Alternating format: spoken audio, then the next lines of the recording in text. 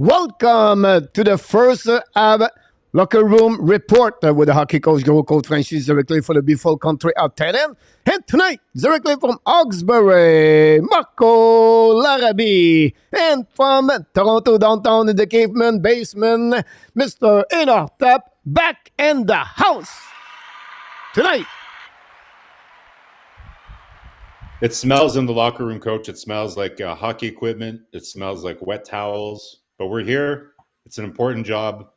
We're going to be here all season in the locker room, reporting all the important news to Hockey Nation Live fans, even if it's a bit different, right? From the barbecue to go to the locker room. It's a bit, it's not the same smell. Different smell. Smell. Yeah. Well, we put Danny in charge about cleanup. So hopefully Danny is going to clean every week the locker room. But we'll see what happens. At least so far, no shrimp around. So that's a good news about that one over there. But before we start, we're going to talk about everybody in the chat. We welcome everybody. Thanks to join us on the first, again, the HABS Nation Locker Room Report. Every Wednesday, 9 o'clock Eastern Time, we have special co-hosts and guests going to join us during the season 4 of the Hockey Nation. And then we do another show, HABS Nation, because we have 2 shows per week. Sunday night, 9 o'clock Eastern Time. The one's called the Weekly, the HABS Nation Weekly of the Montreal Canadiens. What's happening during the week? That's going a little bit like what we did, Marco, during the HABS Browns during the season last year. So we just start the night now. It was really difficult to eat the morning for the rest of my day in Thailand. So hopefully now we're going to go a little bit late the night, 9 o'clock p.m. That'd be great. Let's start with the people in the chat, if you don't mind, guys. First of all, we have Léon Renaud back in the house tonight. Yes, sir. Welcome. Thanks to be with us tonight. Of course, the moderator knocked the door. Mr. Luciano Graziano is in the house tonight. Welcome back, Mr. Luciano, directly from Ontario. He's in the house. Thanks to be with part of the show. For that, from New Jersey, sit at home, Willie. Hopefully he's doing well. Hopefully the COVID is gone for him. Mr. RG Calabro, ladies and gentlemen, is back in the house tonight. Welcome, hope you're feeling better, RJ. Mr. Bill and Mr. RG, welcome back. Hopefully you feel better, like you said a little bit earlier. He gave us already some news in NHL. Of course, the Arizona Coyotes, the GM, he talked about the Flyers signing a new extension contract to Morgan Frost. And then we have the Toronto Maple Leafs signing a PTO for the ex-player from the San Jose Sharks. That's what we got so far. But we have got the driver, Mr. Nartap. If you need some kind from a UPS delivery, he can be your driver. Mr. Gary Cournoyer, the road runner, he's in the house. Gary. Hey, Gary. Welcome. From Alberta, waiting for the Flames start the season, Mr. Randy Walkman is in the house. What up, Randy? Nice to see you, man. From Ottawa, Ontario, ladies and gentlemen, Claude Richard de retour avec nous ce soir. Welcome back, Claude Richard. Oui, monsieur. Bonsoir, Claude. And we have our friend Frankie. Come now every single day. Good morning, Vietnam. Good morning, Thailand, Mr. Frankie. Thanks to be with the Hockey Nation Live Show. Welcome, Frankie. Frankie's very good in the chat. I really like Frankie. We agree a lot. Jake McEnwee is in the house. Welcome back, Jake and McEnwee. Changed again his logo. I love it. Jake is changed the logo all the time. Of course. I love it. Way to go, Jake. And my neighbor is back in the house, Mr. Roy, directly from Bangkok, Thailand. Good morning, Roy. Hopefully doing well. What about our friend from Denver, downtown, Colorado Avalanche #1 fans? Steve G is in the house tonight. Welcome, Steve. Steve G. From Ontario, the snowmobile man, William McClary. Welcome back in the house. Hey, William. And Mr. Zev Lacab knocked the door already at the beginning of the night. Mr. Zev, welcome back in the house. No, Zev, not good enough. Not good enough. Luciano is still at the bar from last night. No, he's out of the bar, but now he's still in recovery. Tried to recover from last night. It was a great night. Thanks so much, everybody. And Jeremy back in the house. Jeremy, Allah, welcome back, Jeremy. Long time, my friend.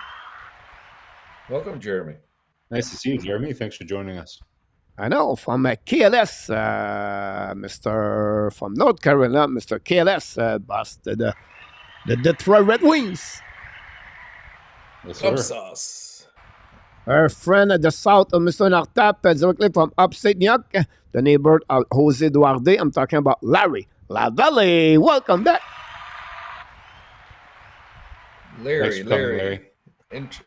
Interesting person. And from Utah, Kings #1 fans of the Hockey National Show, the moderator with Luciano tonight, Mr. Ron with Kings number 20 is in the house, ladies and gentlemen. Run. One of the best handles in the entire chat room. Run with Kings. What a nice name. I know. Mr. Gary, Mr. Nartap, and Mr. Marco is in the house tonight.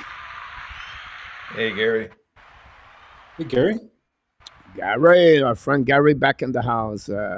Try to pick up anybody else. Everybody say hi, everybody. I love it. And look like we got all the way to the end. Don't forget, guys, to click on the like. Thanks so much to join us. We'll be back tomorrow night, guys, 9 o'clock p.m. Going to talk about the Montreal. Tomorrow night is about NHL preview, the Metropolitan Division tomorrow night. So going to go through like we did the Atlantic Division. I think it was Tuesday. So going to see what it look like on that one. That will conclude the Eastern Conference. So we can talk about which team is going to make the playoff prediction, everything like that. But the biggest prediction is going to be only at the beginning of October, where we're going to take a note about everything. And then if you want to join the fantasy hockey pool of the Hockey National Show, you can join us. The link will be out on the chat by Luciano a little bit later. We're looking for 16 GM to join us.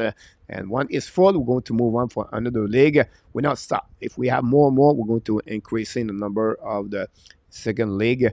And that's what's happening for the fantasy hockey. So if you want to go there, the channel is going to go there. And don't forget to subscribe for the second channel. We got the Ab Nation. That's it. That's all for the marketing tonight. But before that, ladies and gentlemen, we can invite you to let you know one more thing here. The subject of the night. But in our top, how many days before the season start? 34. But you cannot start right now because we have a super chat #1 of the night of Mr. Larry Lavallee. Did it again. Here we go. Woo!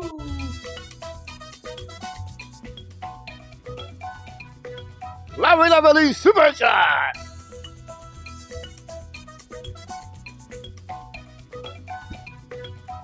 Super chat, Larry Lavallee. Welcome. Thank you so much, Mr. Larry. We have a couple of great moves for Marco and our top tonight. We enjoy it. They practice all summer for that show, for the locker room. We have to be careful. It's a small area in the locker room, so we cannot hit each other. But Mr. Larry, thanks so much. We appreciate a lot for that one. The first of the night, $5. We appreciate it. Keep them coming, folks. Keep them coming. And you can also go that direction if you want to. It's called Buy Me a Coffee at FRENCHY. That's a good one to get there too if you want to support the channel. So that's pretty good. But I'm not done yet because we have to go at the l'Ange Gardien, M. Nartap et Marco. L'Ange Gardien est de retour avec nous ce soir dans la belle province de Québec. The angel of the show, Mr. Luc Lafortune. Luc. Monsieur Abidin. Back in the house, ladies and gentlemen, Mr. Luc Lafortune. Thanks so much about that one over there. And directly from PEI. En français, l'île du Prince-Édouard. En anglais, Prince Island, something like that. Right? Prince Edward Island. Close enough. I missed something. I missed a word about that. Prince Edward. You missed I forgot Edouard. I forgot the Edouard. But we got from Maritime, Sean McIntyre, ladies and gentlemen, is in the house. Welcome, Sean. He's absolutely about that. It's a long summer about this. I said, I was thinking this morning, I wake up very early and I prepare my day. A lot of people don't know how long it takes to do a show like this. But and then I was thinking, I said, we have continents. We have a lot of content we talk about, but it's getting like a bit like the bench is stretched right now. The sick is stretching right now. We try to figure out some ideas and some new news we get, but everybody's waiting right now for the camp start. And next week, I have to get more. The expert are back, the reporter are back around the team. So just wait for the player now, open the door, and they talk about fun subject. But we go through another summer with a lot of fun news around the league about, and of course, the Montreal Canadiens. And Marco and Artab helped me a lot during the summer. So both of you, thanks so much for the barbecue show. And now we have to wear the hat of the winter time because now we're going to go the right direction. And that's great way to do that. First of all, guys, we have other people knock the door. Franco Iaconos from Saint-Léonard. Montreal is back in the house. Following by the Cowboy. Not for the Cowboy, the Saint Sit, but the Cowboy Steak is in the house tonight. Cowboy Steak. Nice. Did you ever go to Saint Sit, Marco? No, I can't say that I have. Pretty good folks. Saint Sit, it's just close for Shawinigan, dans la Mauricie. Okay. Saint Sit is a cowboy festival, the Saint Sit in September usually. But in Louisville, we have the festival La Galette. La Galette. What is La Galette? What is La Galette in English? Cookies? Galette? No, it's like, I don't know, look, maybe someone that shot Zeb Lacab. La Galette. C'est La Galette for eat, but it's not cookies. Like you roll it, you cook this. It's really... Beaver tip. Yeah. So La Galette. I will give you more information about this a bit later. Right. But we have the triple W, Mr. Inartab, back in the house. Welcome, wesh.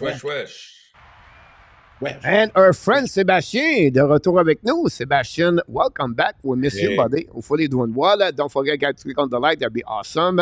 And where do you forward suggestion? Any email? Yes, easy. Mr. Luciano, can you give my email directly in the chat? Not a problem about that. I have a VPN, I have a protection, everything. Like, so, channel cover me all the way internet. So you can give my email in the chat. No worry about that. I'm not scared about that. So Gary, you can send us all the email there. That would be great to do that. Toronto is trying to talk anything and to sing an extension. Interesting about that. We're going to definitely talk about this one night. Then we're going to get at everybody. RDP, ladies and gentlemen, from Newfoundland in the house.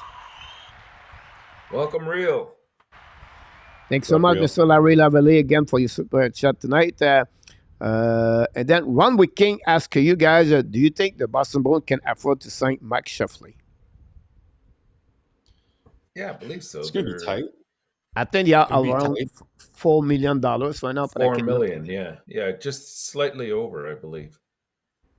Yeah, they'd have to move some chairs around, but they need a center, right? Like right now, you've got Pavel Zacha as your number one center. Not going to do it in the Atlantic Division. So I think we've talked about that over the summer that Scheifele would be an ideal fit there, but they'd still have to move a couple things around. Yeah, they have that they have more money. They are tied. They are only $400,000 right now to do that. So, I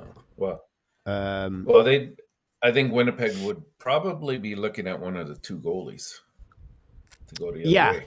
Yeah, they will have to they have to trade one of them. One of them carry on the 3.4, the $5 million for sure. On that one, you have of course 8 defensemen for that. And then when they're increasing the money for him next season, guys, the Boston are looking good because they're going to lose Krejcik and Forward. 2 guys can run over $6.6 million next season. So that's helping them on that one over there. And then, of course, Jake DeBrusk is $4 million. Is up next season. So they can afford him if they trade Swimmen or Ullmark for Max Sheffley for the coming season for sure. About that one over there. Randy ask you, Marco, how expensive are those chairs behind you, or maybe I think he's talking about the chairs you'd have to move around in Boston. I think Coach just went through them. Like they're not super expensive. It's you move one of the goaltenders, you move I don't know if you want to really move, DeBrusque, because like you need some depth, right? Like they're really running out of depth in Boston. But yeah, you'd have to clear probably about $4 or $5 million to make it work. Yeah, I'm sorry about that. About and then the Calder Trophy for Bedard. Yeah, we can give him the trophy right now before the season starts. Give him the rewards already. I don't see how you can lose that one for sure. Since the tournament is a big deal for young players in the East, Quebec, my son will never forget his experience there. Stay comfortable in an empty hotel until others struggle to get home on the ice road. Saint-Tite tournament. Saint-Tite tournament. Saint-Tite like grand-mère. La ville de grand-mère don't exist anymore. I heard like they changed the name over there, but grand-mère was just outside of the bridge. That's by young. I was very young about that. I know the story about that. Do you win? Do we win the cup this year? I think so, but I'm an optimist, Larry Lavalley. We never Montreal? know. It could happen, but I don't think so. He's talking about Montreal? Yeah. Yeah, not happening. Not happening. No. I would love to say yes, but yeah, I'm sorry about that. RDP talk about Dallin. You have a conversation. We're going to talk about this tomorrow night about Ramis Dallin is looking maybe $10-25 million for upcoming contract with the Buffalo Sabres. So that's what's happening about this. Don't forget, guys, to click on the like. There we have some. Randy Walkman said Dawson Wolf will win the Calder for the Calgary Flame. If you get the net, you have a possibility to get that one there. Don't forget Zegras. Zegras will be his first year in NHL. But let's move on, guys. 9:20. What we got tonight for the subject? First of all, Mr. Notap, I think you tried to give me how many days we got. When we got a super chat for Larry, so thanks so much. But Jake Allen, 34 days before the beginning of the season. Jake tried to be back at normal for the upcoming season after a difficult year last season. And tonight, guys, we'll talk about the Montreal Canadiens no goalies number one and the reason behind that. What the reason they said no goalie number one. I'm going to give you some stat in NHL, what happening in the last two seasons. And that's maybe the way now that all the NHL works. So we're going to talk about this the next couple of minutes. This is a big subject for tonight before we talk about other conversation about the Montreal Canadiens. And finally, if you follow my app, Daily News, I trade the best player for the Montreal Canadiens today. The first consideration, it was straight to the Toronto Maple Leafs or to Vancouver Canucks, one of the two teams. And we got the first one pick in return, and we got one plus DJ Brody for the Toronto Maple Leafs and the Vancouver Canucks. We got Tyler Myers in return. I would like to hear from both of you and maybe the chat. Let's start in that way. I think it will be fun. Do you have a little bit short conversation about that? Do you make that trade or not? Do you think Montreal should get another first round pick in 2024 or not? Go ahead, Intertap. I know you love talking about mock trades. Toronto Maple Leafs? No.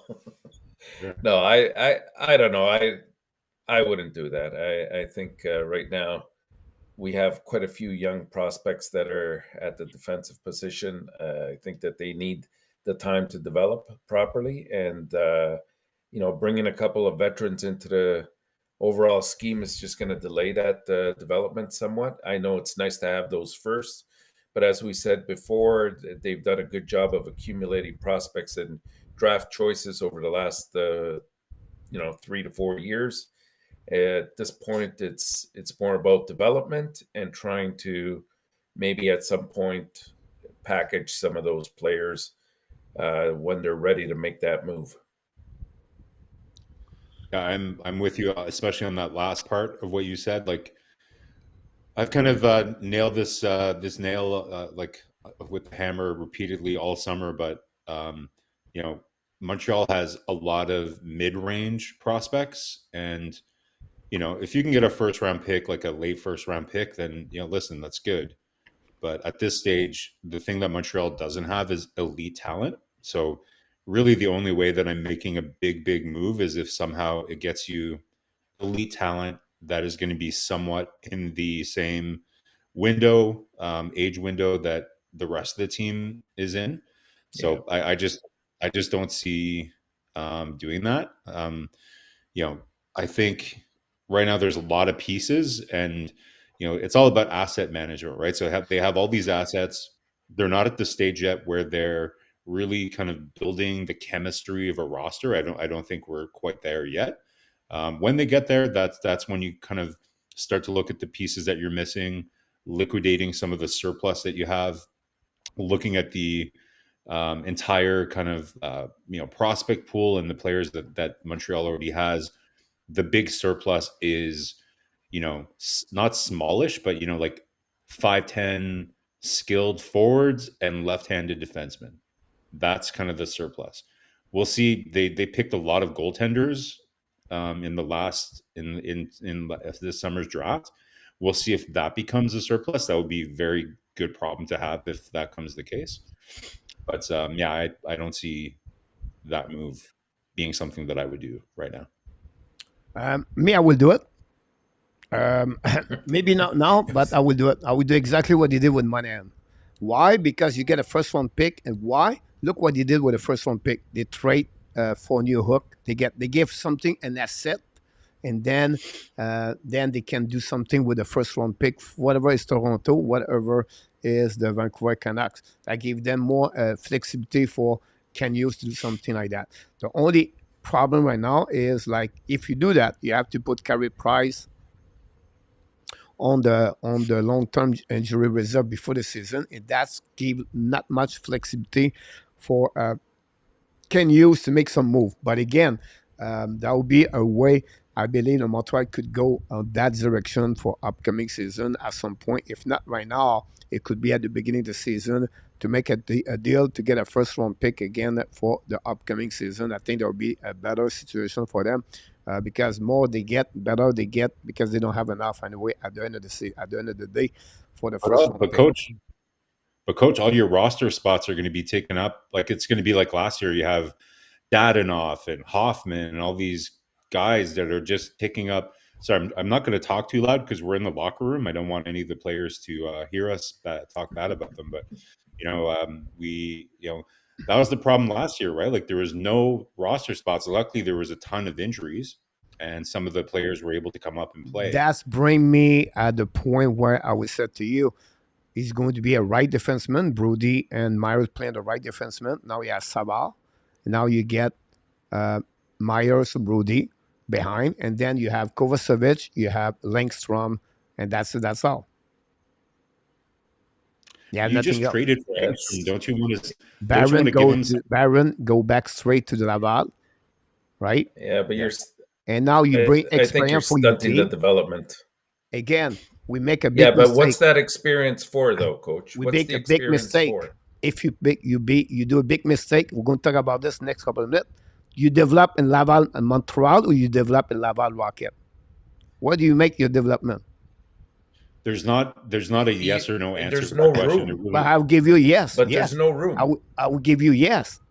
Exactly what is going to happen with Rebecca. Why they don't keep Rebecca to put him for 12, 16 minutes per game? Or to play about 23 minutes, he's going to be on the first pairing with the Claudin and the NL. Same thing right there. Every player you put on the third pairing, he's not going to have enough minutes. The same problem with Sarkowski. They don't give him 12 minutes per game. Don't keep him.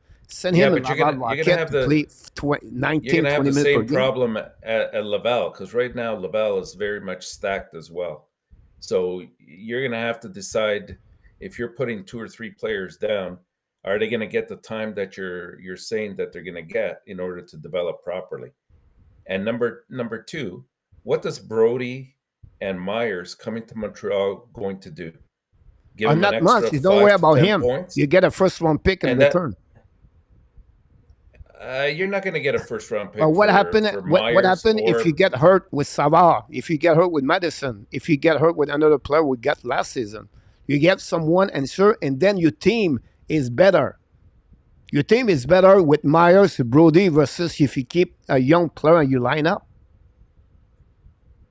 Now, have you seen them? It's time to tell the people. It's time to tell the people. Wait a minute.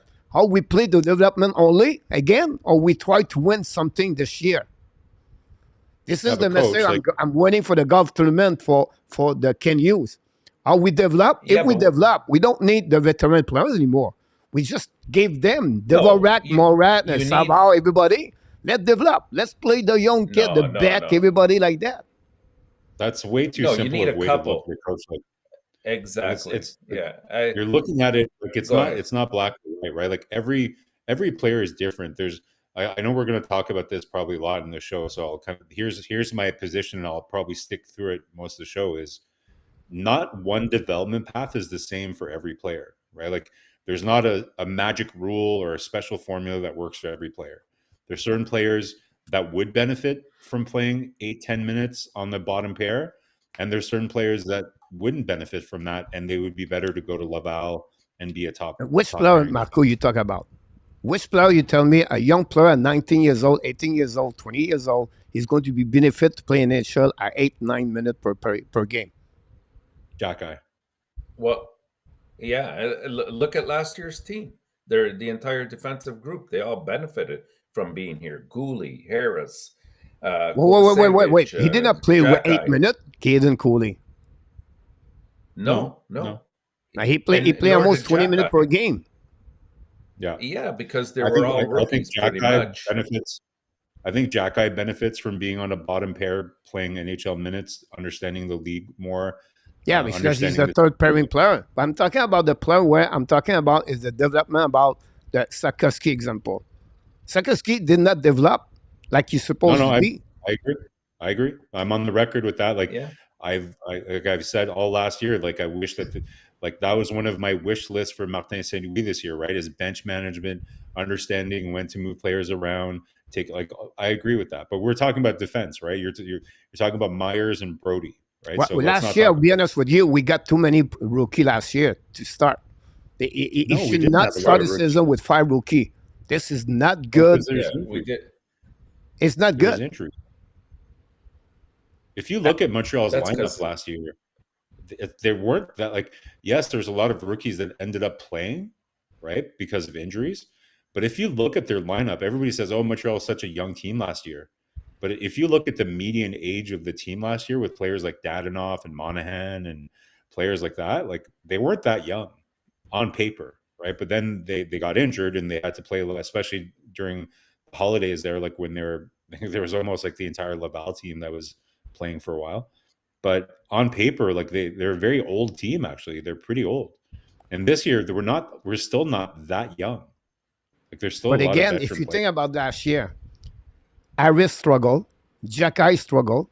At some point, it was too much for them. Some night, they was not there at all. They was just passed by the speed. And more game they was played was worse for them. Why? Because at some point, you cannot keep up with everything when you have 4 young player like that. That's my point tonight where I said sometimes it's better to go Laval Rocket to go play 22 minutes, get your confidence, learn about this, and then come back in NHL. The problem with Montreal last year, they have too many rookies in the lineup, and some players they was stuck. They was pushing to get there at those situations because they have nobody. Like Whiteman played with a lower back injury at some point. I don't know if we remember the same season last year. There were points I think to a man, all of us were very impressed with how all the young D-men were playing. The real problem last year for Montreal was team defense. There was no team concept. So of course, if you have young defensemen and then the young veteran forwards like Suzuki are not playing the right way, then of course Montreal was terrible in their own zone and they couldn't get out of their zone because players weren't coming back to help the defense. But if you just look at how the defensemen themselves played, I think overall they handled themselves pretty well. And I think that was our assessment and analysis last year. From what I remember, it was more the team defense that really let the team down last year.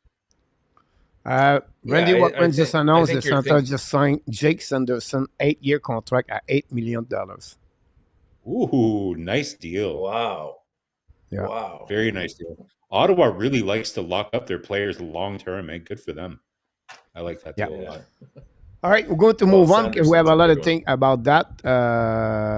Don't forget, guys, to click on the like. You don't mind, that'd be great. And then, of course, tonight, the Montreal Canadiens are back together. The players are right now on the at the Brassard, they practice together. Usually, it's happening at the end of August and the beginning of September without the coaches. These are rules from the NHL and NHLPA. They cannot be there, and many players are there. Dvorak was on the ice. By the way, we have a few. View what happening during the practice at the Brassard. You can see Caulfield is on the ice tonight, a couple of players, and they have a great time and they enjoy it to go to that. They're going to do this for until the next week for the preparation of the season. And you can see now Paul Biron on the corner, but Cole Caulfield looking good during the practice this morning at the Brassard. Cole Caulfield, I feel like, do you feel like he's a little bit bigger? Like, is it only me? Well, no, I think not it's taller. He's just like a bit like look like a little bit bigger for me, like thicker, square, thicker. Yeah, a little bit thicker. Yes. Yeah.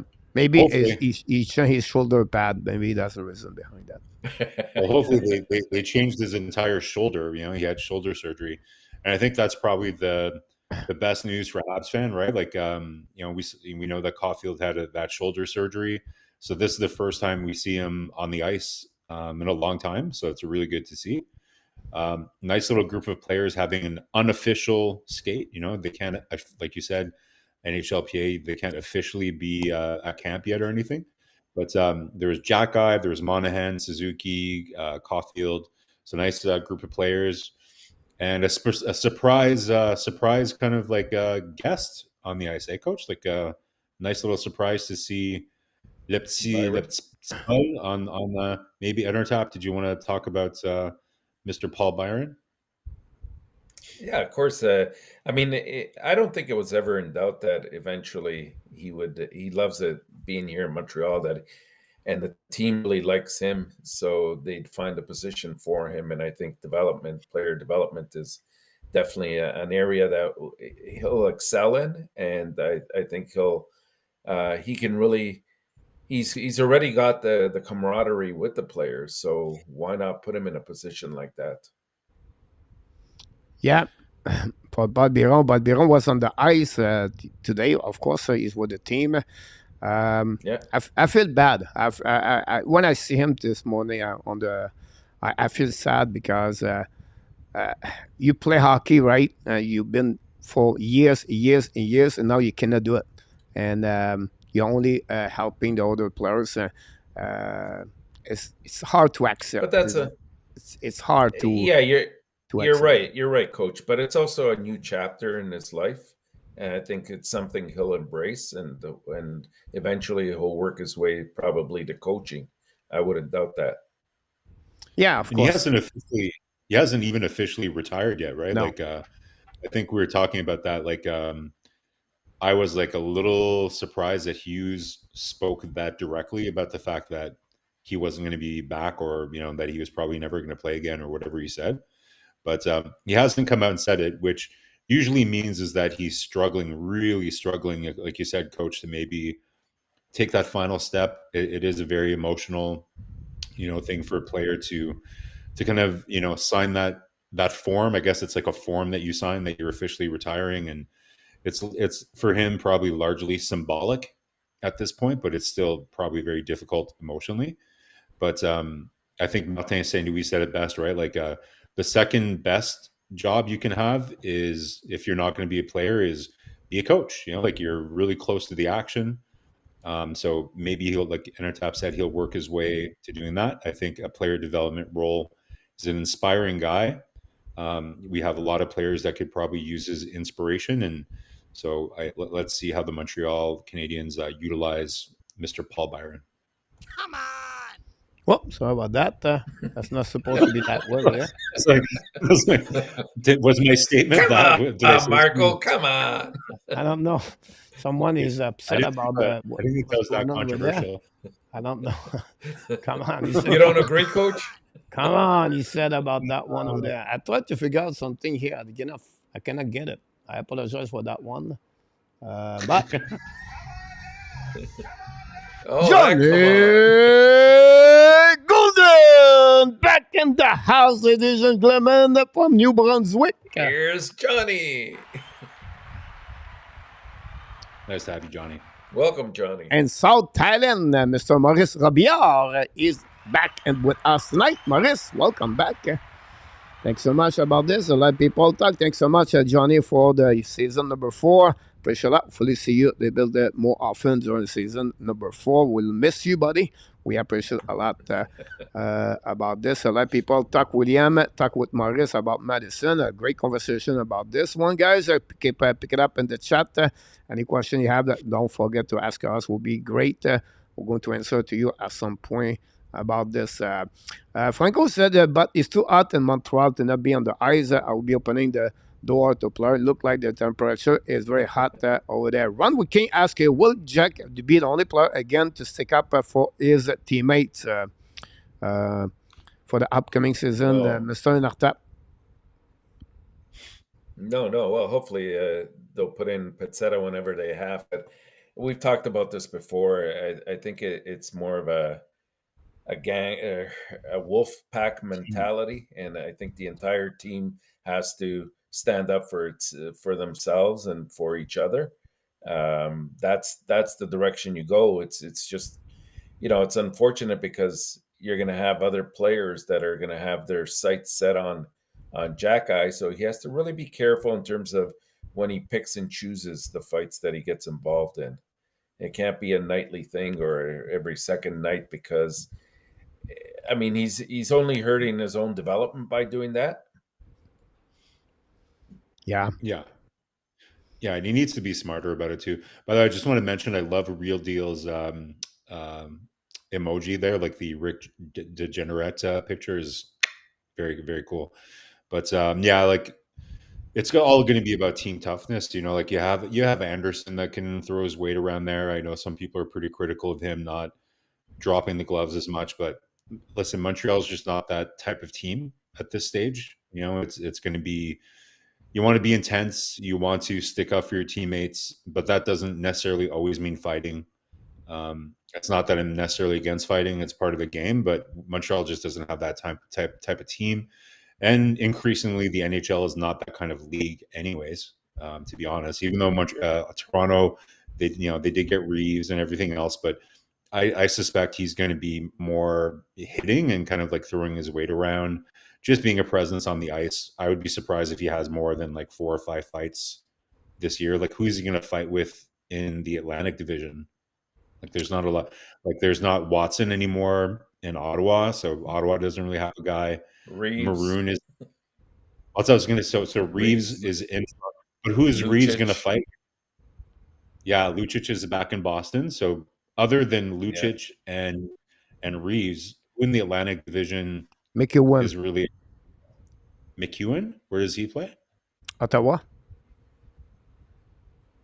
McEwen, really?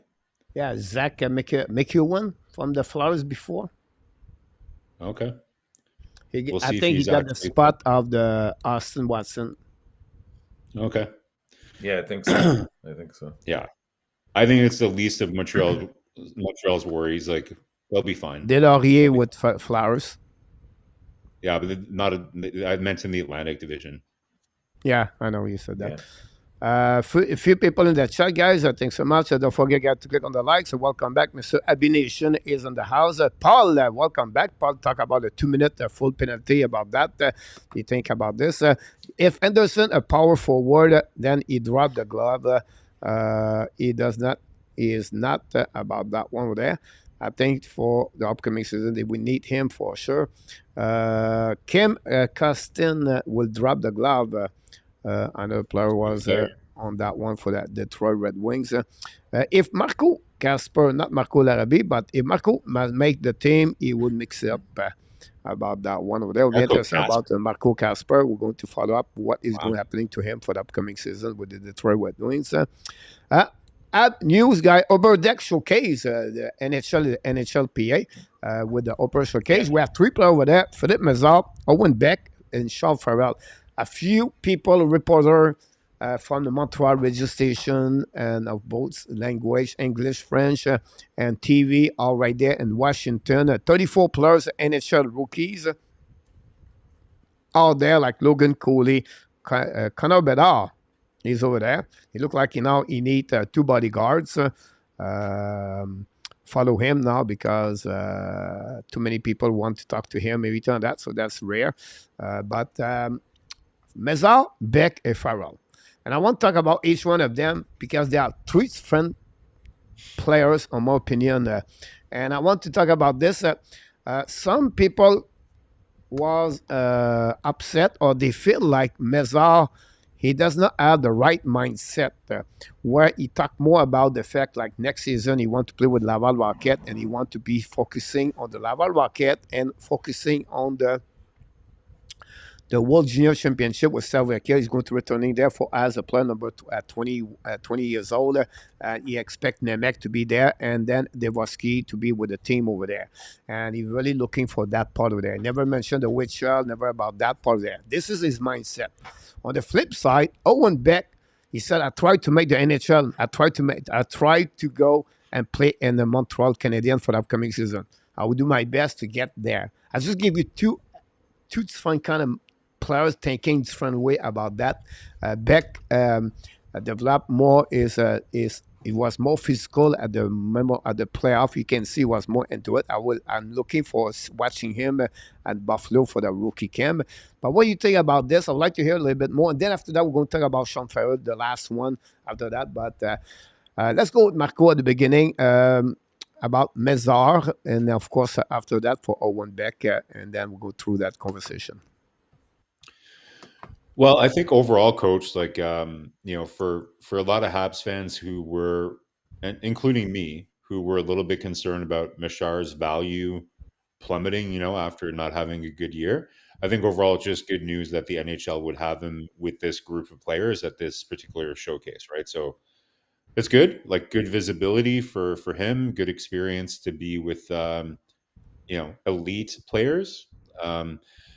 With respect to his comment and his point of view or his kind of his frame of mind, similarly to kind of how how at the end of the year management they have specific feedback and goals that they give each player, right? So probably each player has a very specific development path that they have crafted with Montreal management.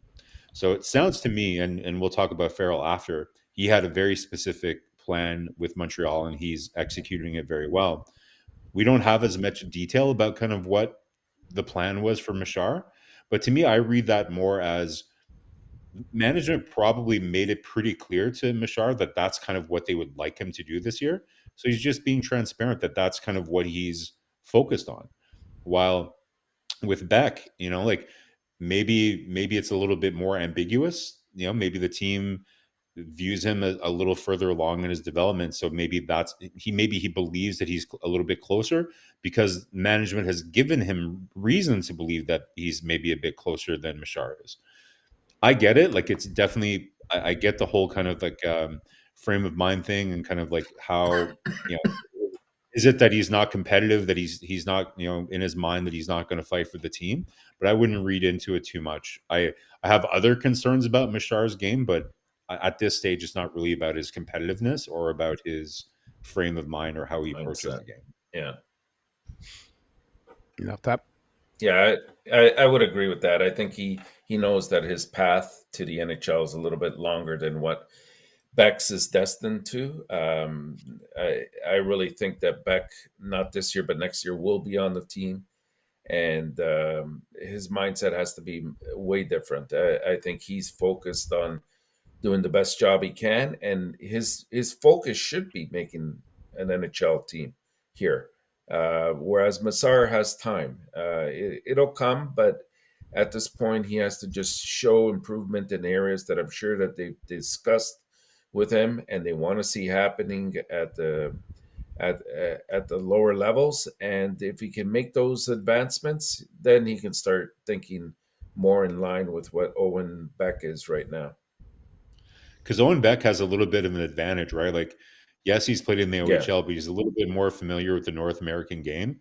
Now, let's not forget, Michar was drafted ahead of Beck, right? But again, like we said, Coach, before, there's not a specific formula for each player that works the same, right? The development path is different for each player. For Michar, like it's just his style of play is a little bit different. He needs to learn the North American game a little bit. That's probably the feedback that management has given him, and I don't read into the fact that he's has a loser kind of like mindset just because of the fact that he's being realistic with what his objectives are for the year. Yeah, about for sure. Let's finishing with Sean Farrell. Farrell played 6 games with Montreal Canadiens last year. Came from the NCAA. Have an amazing, great 2 year over there. Before prior to that, he have an amazing, great year. The last season with Chicago Steel, and they won the trophy, the championship trophy there for the USHL. Played with Coronato. Coronato draft 13 overall pick by the Calgary Flame a couple of years ago. Same time with Farrell. We'll see what happening to him, but it looked like he gained a lot of weight and muscle mass for the upcoming season. He's really ready. It's a player we don't hear nothing. Like we heard Meilleour, Rebacker, Beck, other players, NMN, Ireland, RHP, but we never. It's rare someone mentioned Sean Farrell. I think Jerry Willett is one of them. He really believe on Jerry Willett. Really believe on the Sean Farrell. But what is your expectation, both of you, about Sean Farrell? What do you see him for the upcoming season? And what do you have any belief? Do you think you have a chance? You have no chance? Or you feel like at some point part of the plan or not part of the plan? So that's all within that. It's going to be difficult. I think he definitely has a great deal of talent. Like obviously he's a bit undersized, but like you said earlier, Coach, he did put on some mass over the summer. He's an intelligent player as well. Like he skates with like an explosive first step, and he's got excellent top speed when he reaches it. Especially when he's going north and south. But again, the problem here is going to be he's got to outduel many other prospects that are in line, to step it into the lineup for Montreal. And right now, I mean, it's great to have that abundance and that surplus.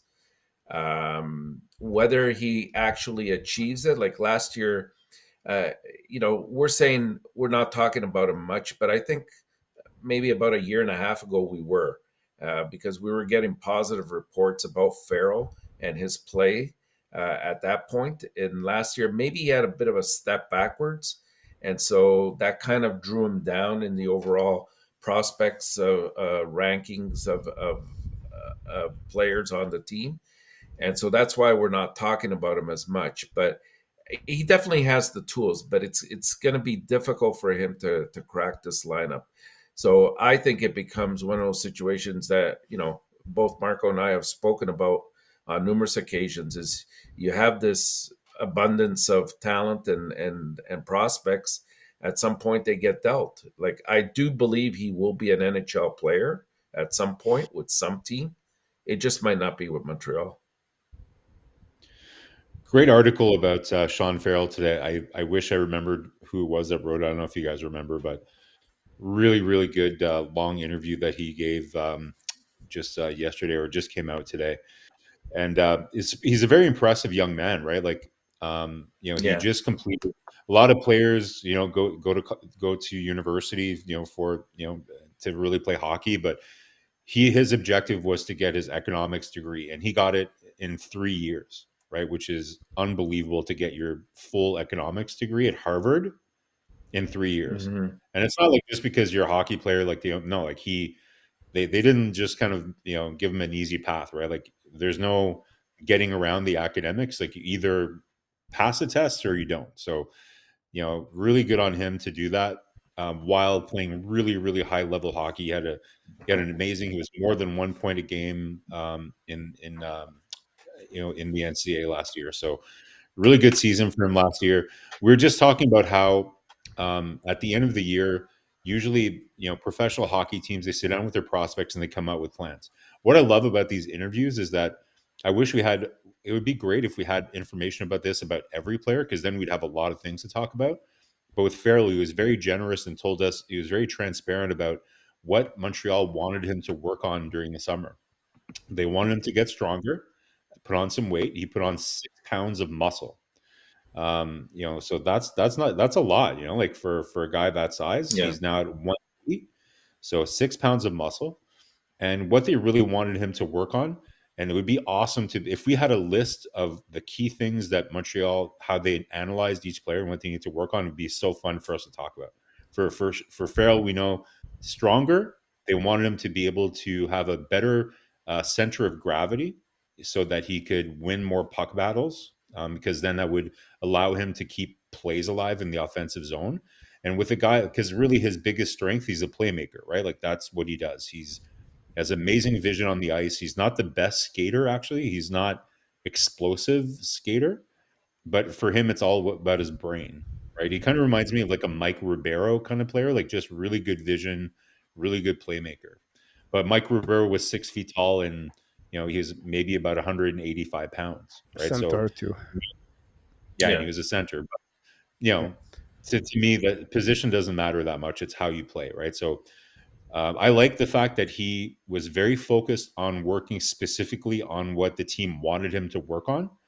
It sounds like Slavkovsky kind of did the same thing as well, and that's where this development team is really really paying dividends. Right, is having a very clear plan for these players, and making them make sure that they kind of walk through a check in with them during the summer, and we're going to see in this camp to see kind of which ones really focused on the things that were important in terms of him being able to kind of make the team this year. It is going to be tough. Like we know the amount of roster spots that are already taken up with one-way contracts with Armia and players like that, and we know about there's certain players that are on that can't go through waivers without being claimed, right? So it's going to be tough. But he's a competitive guy. He has a very close relationship with Cole Caulfield as well. When he was drafted, Cole Caulfield was one of the first things he said is that it was a steal for Montreal to get him in the 4th round, right? So sounds like they have a bit of a close relationship as well.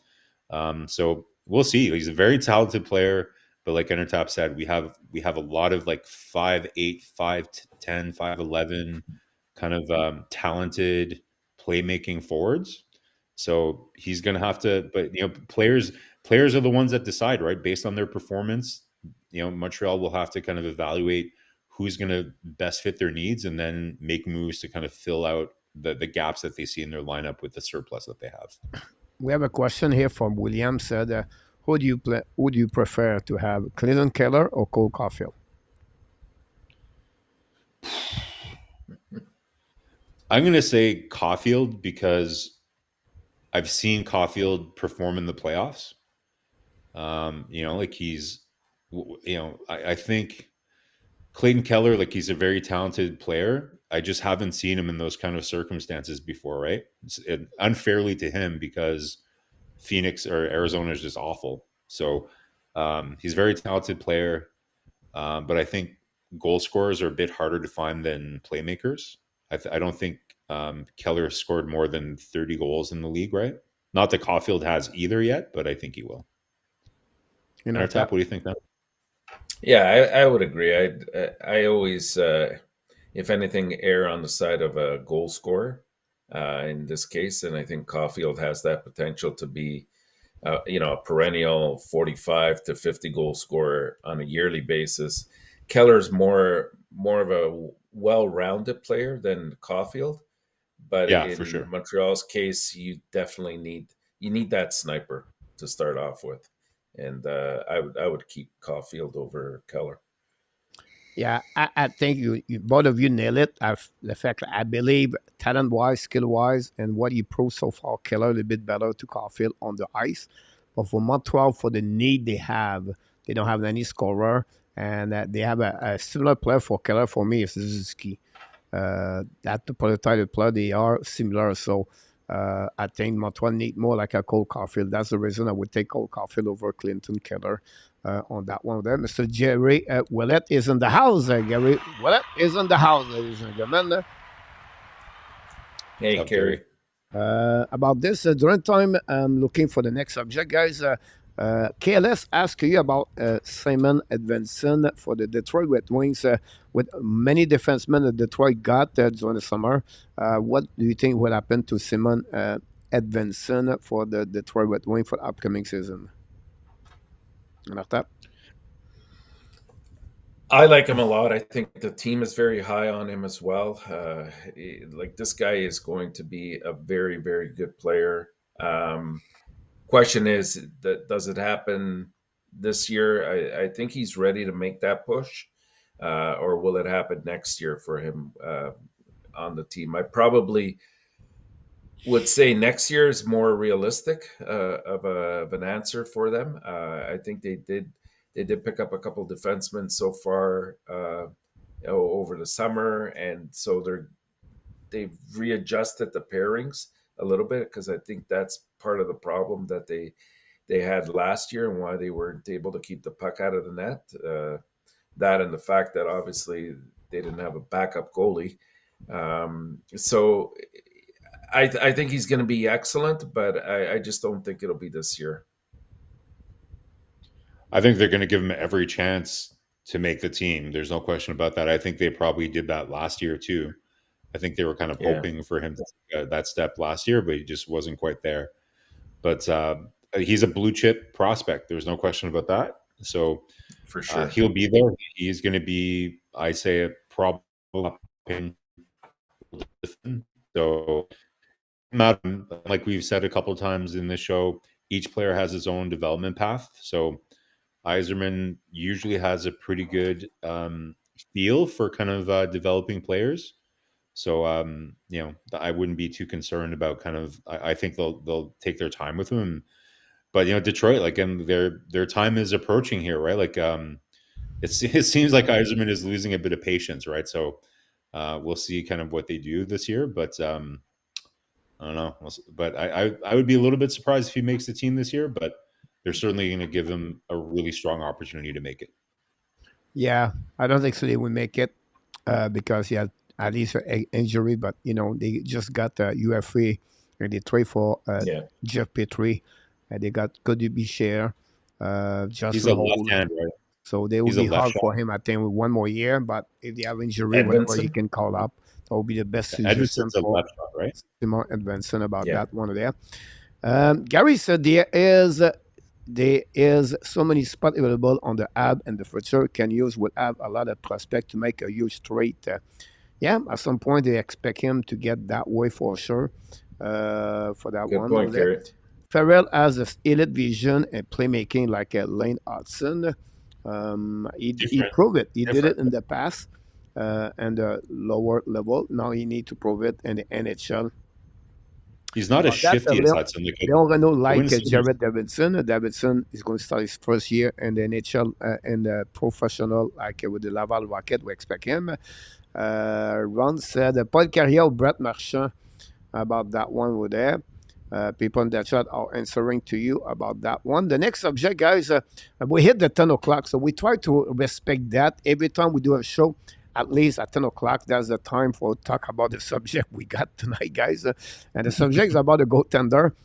To be sure, we cover everything. And I want to share with you, not that one over there. I apologize for this one. I tried to get it. Here we go. I got it.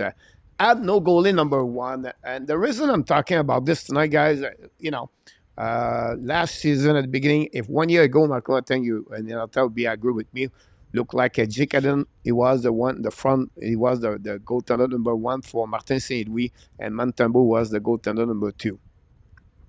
And then during the season, that switched with everything, and then they move up on that direction. So what I did, guys, I make some kind of search a little bit. Not deep, but that will give you a little bit where the team and the NHL are looking now. Last season, guys, they have only 7 goaltender. Only 7. Play 60 game a plus for upcoming season.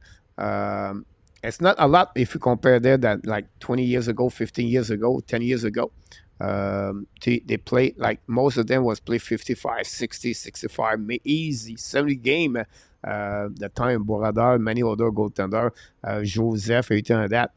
And only 10 play 50 game plus in the NHL. If you put both together, that'll give you guys 17 team in NHL. So we have right now at least only 60% of the NHL team use a goaltender number one, and they have the backup coming back after that. And that's happening last year in NHL. I'm not done yet. I'm going to give you the stat, then we can talk about the ball. The NHL goalies, 8 with 41 goal a plus. So we right now, guys, we're at 25 goaltender for each team, and then under 8, someone was with other the bottom of the NHL. By the way, 4 of them was at the bottom NHL. So that gives you an idea. 25 them start the NHL starter for the team, and finally, guys, the Montreal Canadiens use 41 add-on game for a starter, 39 for Montembeault, and 2 for Kaden Primo for last year. And we have last season, guys, in NHL, 107 goaltenders friend play at minimum of 1 game in NHL. Crazy. So 107 goaltender, guys, at 1 game by NHL. So it's right there, 3 goaltender per team. That's it.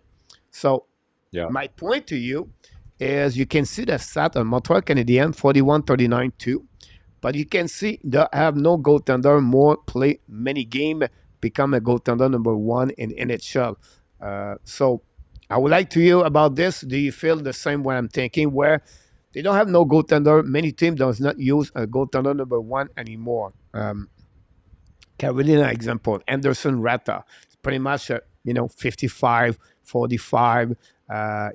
Montreal is almost like 50-50. At 55, it's about 45, 35. At the end of the day, 37. But what do you feel about that? Do you feel like this is the new template is coming for the NHL?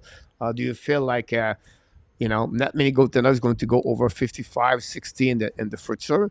And do you think Montreal Canadiens is the same situation? Is it better now to have 2 good goaltender at 1 great goaltender? Because if you look about Adin Hill won the Stanley Cup last year with the Vegas Golden Knights, and he stopped the puck, but it was not the first. It was not the one where you're going to remember the most. And that year, it was more like he's a good goaltender, but he never proved it. He never played in the playoff before that. And if you have a good goaltender, not a great goaltender, if you have an amazing, great defenseman in front of you, that changed completely the perspective of goaltender. So my point to you right now is to say what you feel about the goaltender situation with Montreal Canadiens. Then, do you think that's the new way in NHL to have a 50-50 split job as a goaltender or not? This is such a fascinating subject, Coach. Like, there's a lot to unpeel here. We've talked about this a couple times throughout the year. Overall, like, what does this say about goaltending in the NHL, right? Like, I think so to answer your initial question, I think it really depends what you have, right? Like, if you have an elite goaltender like Hellebuck or Vasilevsky or Shesterkin or somebody like that, then you have the quote unquote luxury of having them play 60 plus games. Montreal used to have somebody like that. You might remember a gentleman called Carey Price, but that's not the case anymore, right? So I don't think, like we were saying about how there's not one specific development path for a player in terms of development. Well, there's not a specific template, I think, that you can follow. It really depends on the assets that you have. If you're lucky enough to have an elite goaltender, then yeah, you're going to play him a lot, right? But if you don't, then you fall into the template where you're going to need those 3 goaltenders to really carry the mail throughout the whole season. So I think that answers your question specifically. But to me, what the most fascinating thing about this whole conversation is how many goaltenders did you say played last year? 107? That's unbelievable, right? Like that's crazy to me that we only had 10 goalies who played more than 50 games and only eight goaltenders that played 41 plus games. What does it say about goaltending? Coach, I sent you that there was a tweet that somebody sent through earlier this year about how goaltending talent, the top save percentages over the last like 25 years or something, have gone down. It's went down like in 2020, since 2020 until now. there are no Canadian goaltenders in the top 10, I think, of save percentages in the NHL. So Yeah. is there something there? Is it that the supply of quality goaltending talent has dried up in Canada, which is why we're seeing this kind of limitation on the amount of elite goaltending? There's so many different factors here, right? But there's no question that as a resource, if you're looking at it purely as a human resource issue, there's not enough quality goaltenders in the NHL. Like there's been expansion, there's been all these other things. So I don't have all the answers, but it's so fascinating to see how this position is evolving. And I think we've thrown out kind of the theories out there before about how the position of goaltender has just become so physically taxing for goaltenders with Yeah. all the new tech that they have, like the reverse VH and all those things, like really, really taxing on, like, you're on your knees. Like, just imagine, guys, like, we're relatively fit guys, but imagine if you spent like 8 hours of your day jumping up and down from your standing up to your knees, man. Like, that's not easy, right? Like, I don't care how fit you are. So, and then these new techniques make it even more strenuous. So it's so fascinating, but there's no question that it's not your daddy's goaltender situation anymore, right? Like, things are evolving, and teams are going to need to evolve with it, or else they're not going to make the right decisions. But Montreal's in a position where they don't currently. We can talk about some of the draft this year. Like, we're excited for who's Jacob Fowler, that we drafted. Some people think that he's an elite blue chip goaltending prospect. We'll have to see how that plays out. But right now, that's not the case for Montreal. So I know I've talked a lot. I'll hand it over to Entertap. I'm sure he has lots to say about this too.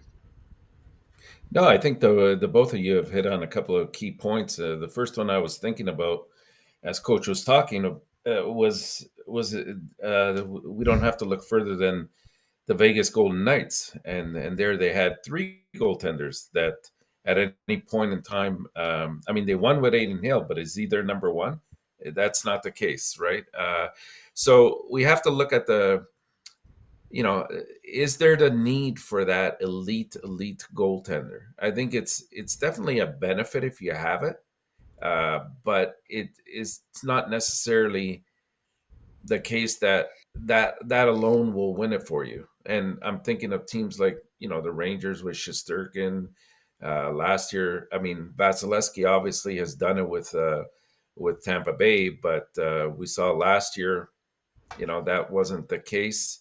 And I think what you mentioned too, Marco, was very, very valid. That really takes wear and tear on their joints, especially the knees.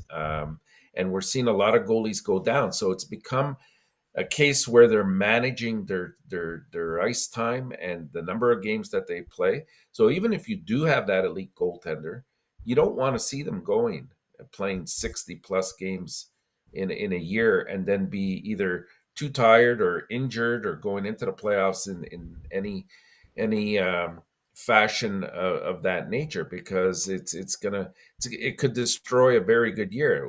We kind of saw it with Boston last year. I know there were many different mitigating circumstances why they lost, but I think one of them was because they had an injured number one in Allmark, and they continued to play him in the playoffs, and we saw that it didn't work out very well for them. So, yeah, we're probably seeing a trend towards having multiple goalies. Will we see like a change in numbers in terms of carrying three goalies? That I'm not sure of yet, but it could be a situation that many teams will start to explore. And with that will come the fact that you're not going to see too many goalies being overpaid anymore. Hellebucks and that kind of player are going to come to an end very shortly, because they just won't have the resume to demand that kind of money. But so it's kind of like a chicken and the egg kind of question, right? Like, so is it the game that's evolving, and therefore, it's becoming more taxing and everything that we said, so teams are evolving towards a more platoon system? Or is it because, like, for other factors, like we're just not producing as many quality goaltenders, so therefore the game needs to evolve because the quality of goaltender prospects is not where it used to be? You see what I mean? Like there's kind of like a chicken and the egg I thing, think right? So I think it's the approach, Marco. I think that that's changed. Like there used to be a time when there was more of a reliance on the athletic type of goalie, the Hasek, the Palmatier that would, just flop around and had that athleticism to sort of meet with the puck, and they had that instinct of just where to be at the right time at the right place. And nowadays it starts at a very young age. It's the way they're being coached to be very methodical, very in tune with certain types of movements laterally, especially. And as you mentioned earlier, it's taken a toll on their health because I think over the course of time, your knees, your hips will start to feel the impact of playing continuously. Um, like we but never there's used to hear about putting in did- alternative goalies on a back to back, and now it's almost a yeah, given. yeah. Did you just reference Mike Palmatier, by the way? Like that's a pretty old school reference, but Yeah, I but thought the I get flopper. it. I get it. But like, like God, we had at least a 25-year sample of, I let's call it the Patrick Waugh era, right? Like, so Yeah, Patrick Waugh really is the one who really perfected and popularized the butterfly style of goaltending, right? Where, everybody used to criticize him. Like, oh, he's always on the ground. He's on the ground even before the puck leaves him. And, and then soon when he was becoming Patrick Waugh, every goaltender was using the butterfly after that, right? So I think yeah, it's been a long time. Then you have like goaltenders like Jean-Sébastien Giguère, right? He just looked like a crab, right? Like he was 100% just waiting for the puck to hit him, a total positional goaltender. So I think it's not like a relatively new thing, that we've seen play, goalies being developed not to be reflex based, but being more positional based. I don't think that's what's necessarily new. I don't have the answer necessarily, but clearly something is wrong with the Canadian development system for goaltenders. There's no question about it. Like, if you look, you can always have fun kind of doing Olympic rosters and kind of all-star rosters based on nationality, and struggle to, like, if there was an Olympics last time, who would have been the number one goaltender if Carey Price? Has it been Marc-Andre Fleury? Like, he who else is was. going to Yeah, be there? Like, they were Carter talking Hart. about Blackwood. They're talking about Blackwood. They're talking about, maybe even like Carter Art. Hart. Yeah, Like, holy geez, like that's, I love Carter Hart, and I think he's going to be a good goaltender. But man, like if that's your number one option going into the Olympics. So, like Canada is the breadbasket of the world when it comes to hockey players, right? Like, it's, most of the hockey players, like we have an international game, and I'm not downplaying that, but if you look at the quality amount of goaltenders coming out of Canada, it's going to have an impact on the entire NHL if Canada's not developing these quality goaltenders that can play at an NHL level. So listen, I'm not saying I have the answer. Like, I get it. Like teams, because guys, like it's not a brand new thing, right? Like I think, remember way back in the day, Minnesota, they were one of the first teams to have kind of a tandem. Remember they had Manny Fernandez and somebody else. Like, hmm, there's a couple teams that had, like, these tandem. It never really worked really well. The go-to formula for the last 40, 50 years has always been ride your number one goaltender. I don't think the NHL necessarily evolved because they wanted to. It's because they've had to, because of either, like we said, the position is too demanding on the goaltender's body. Maybe they're playing too many exhibition games, too much practice. Like, we need to have a whole summit about this, like especially for Canadian hockey. I know this is a Habs based channel, Well, but as yeah, if you're it's in something that Canada, they've had to address. You're right, Marco. They've had to. Canada has had to address their goaltending situation. I think over the last 10 years, if you look at the best goalies that are coming out of this, globally, you'd have to probably say most of them are coming out of Russia or Finland right now. Sweden too. So maybe, yeah, Sweden. Maybe we should be looking towards what they're doing and seeing what are their approach towards goaltender development, and how can we adapt that in our own system. I don't think it's a lack of talent. I think it comes down to, at some point, just not probably managing it properly. Yeah, it's a program. It's got to be an approach based thing, right? Like, we can't think our own shit don't stink, right? Like we need to be able to Yeah, not be too yeah, snobby about kind of, yes, we are the world leader in hockey, but that doesn't mean that we can't learn things from other nations. I coach. I don't know if we're going completely off topic here, but I think it's related, right? Like, it's like I said, it's a cause. What is causing this situation, right? So it's a very interesting trend, but overall, I think it merits a much larger discussion about hockey development in Canada. Like, there's no yeah. question that we have a winning program. We're still very competitive at the international level, but it's really going to start affecting our game. Like, we even started talking about maybe it's time to expand the standard NHL roster so that NHL teams could actually carry three Accommodate. goaltenders. Yeah, Yeah, like, yeah. it's going to evolve to that stage where they really need to make that change. Like, I really liked it when they had the what do they call it, the squad there? Like, what was the bench squad that they had during the pandemic? What did they call that? The Oh, the taxi squad. taxi squad. Taxi. Yeah, yeah, yeah. Yeah, Like, I like the idea of a taxi squad. Like, it gives you a little bit more flexibility.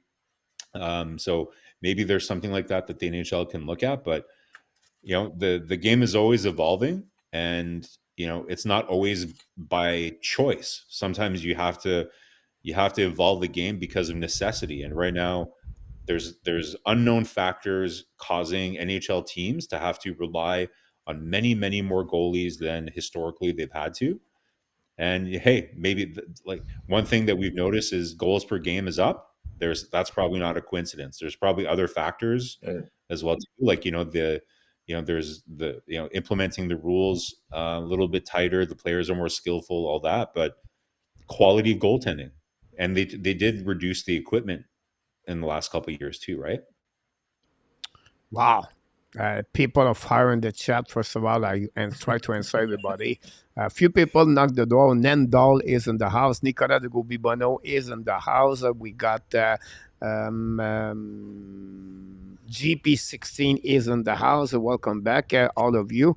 And then I missed one. Maurice Ribiard, I think. Sharks is in the house. Welcome back. Thanks to be a part of the show. Don't forget, guys, to click on the like. That'd be awesome.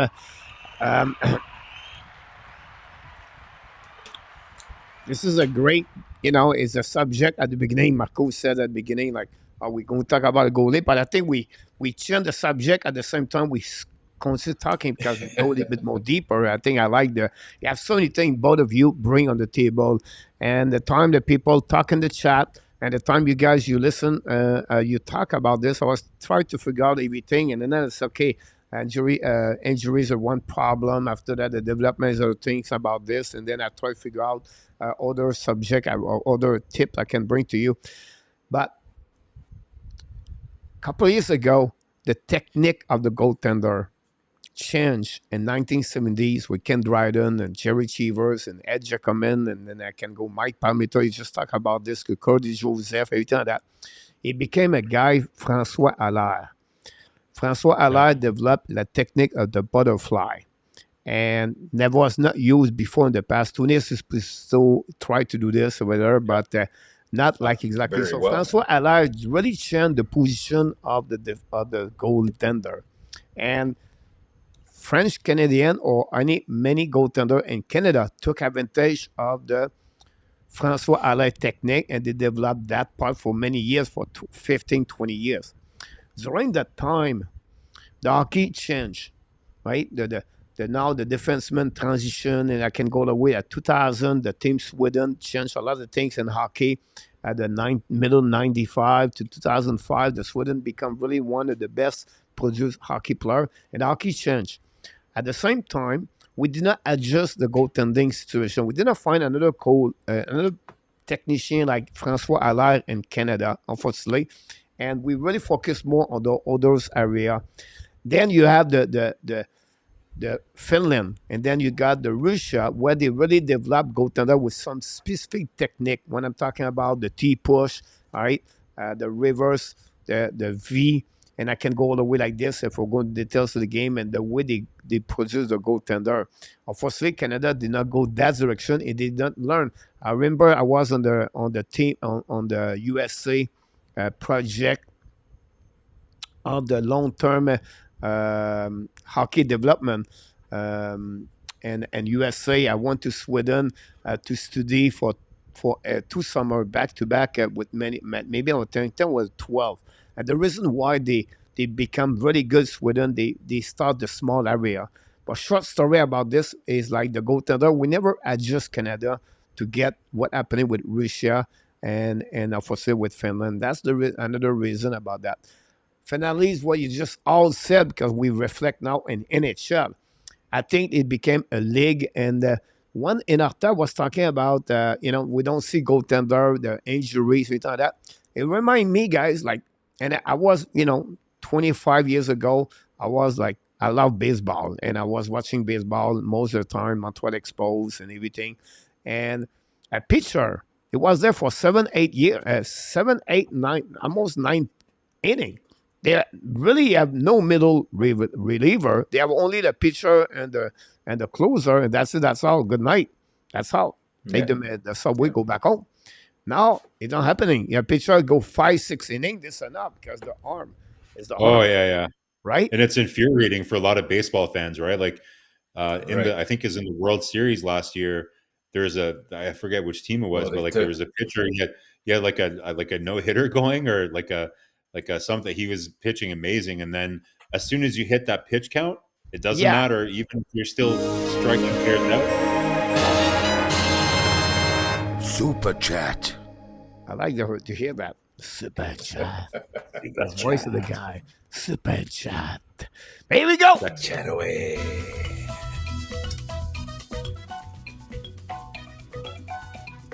Super chat. I will have it twice.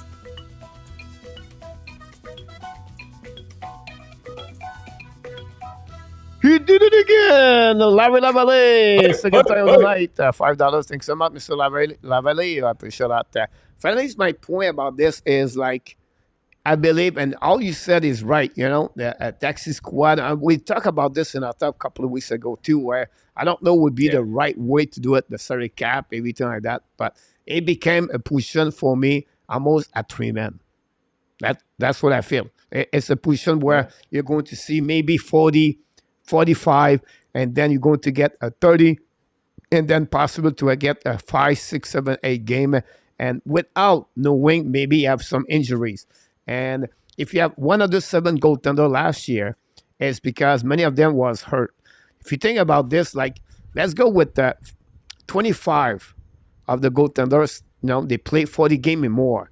You still have guys over 75 goaltender play at some point in NHL. So it become a position changing with time, and they have to readjust there. I'm not talking about Team Canada, but that's where they're going to be. So overall, for the subject of this night, set maybe we don't need anymore a goaltender number 1 like he was in the past. It's a position could become now a 2-man position, where like happening for me last year, Linus Ullmark and Jeremy Swayman did a very good job together. And I think that will be the way I feel like it's going to be more and more for the next couple of years in NHL. So if you want to finish this subject with both of you, just add more things. I'm just curious, Coach. So like, do you think that there will be a very creative, like let's say like a Kyle Dubas kind of guy who tries to kind of try something different and looks at the analytics and says, you know what?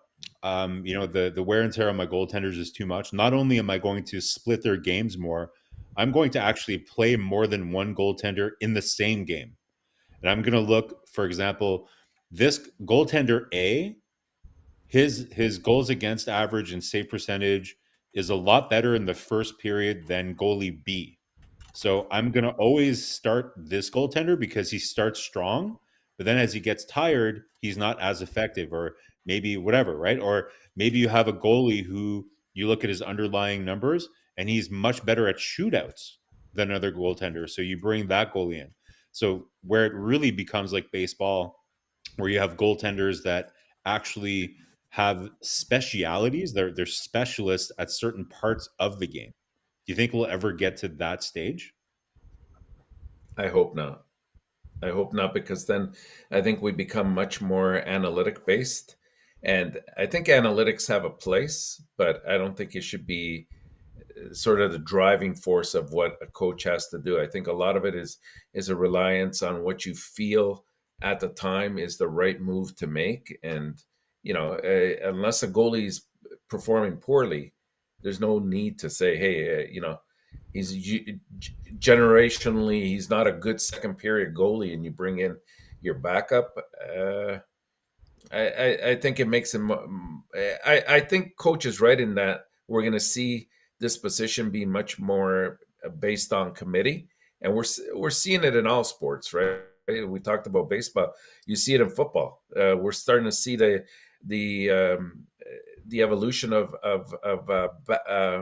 backfields, running backs that are in committee. Very few are horse driven running backs that can handle the load. And I think it's all about load management, and that's where it's going now.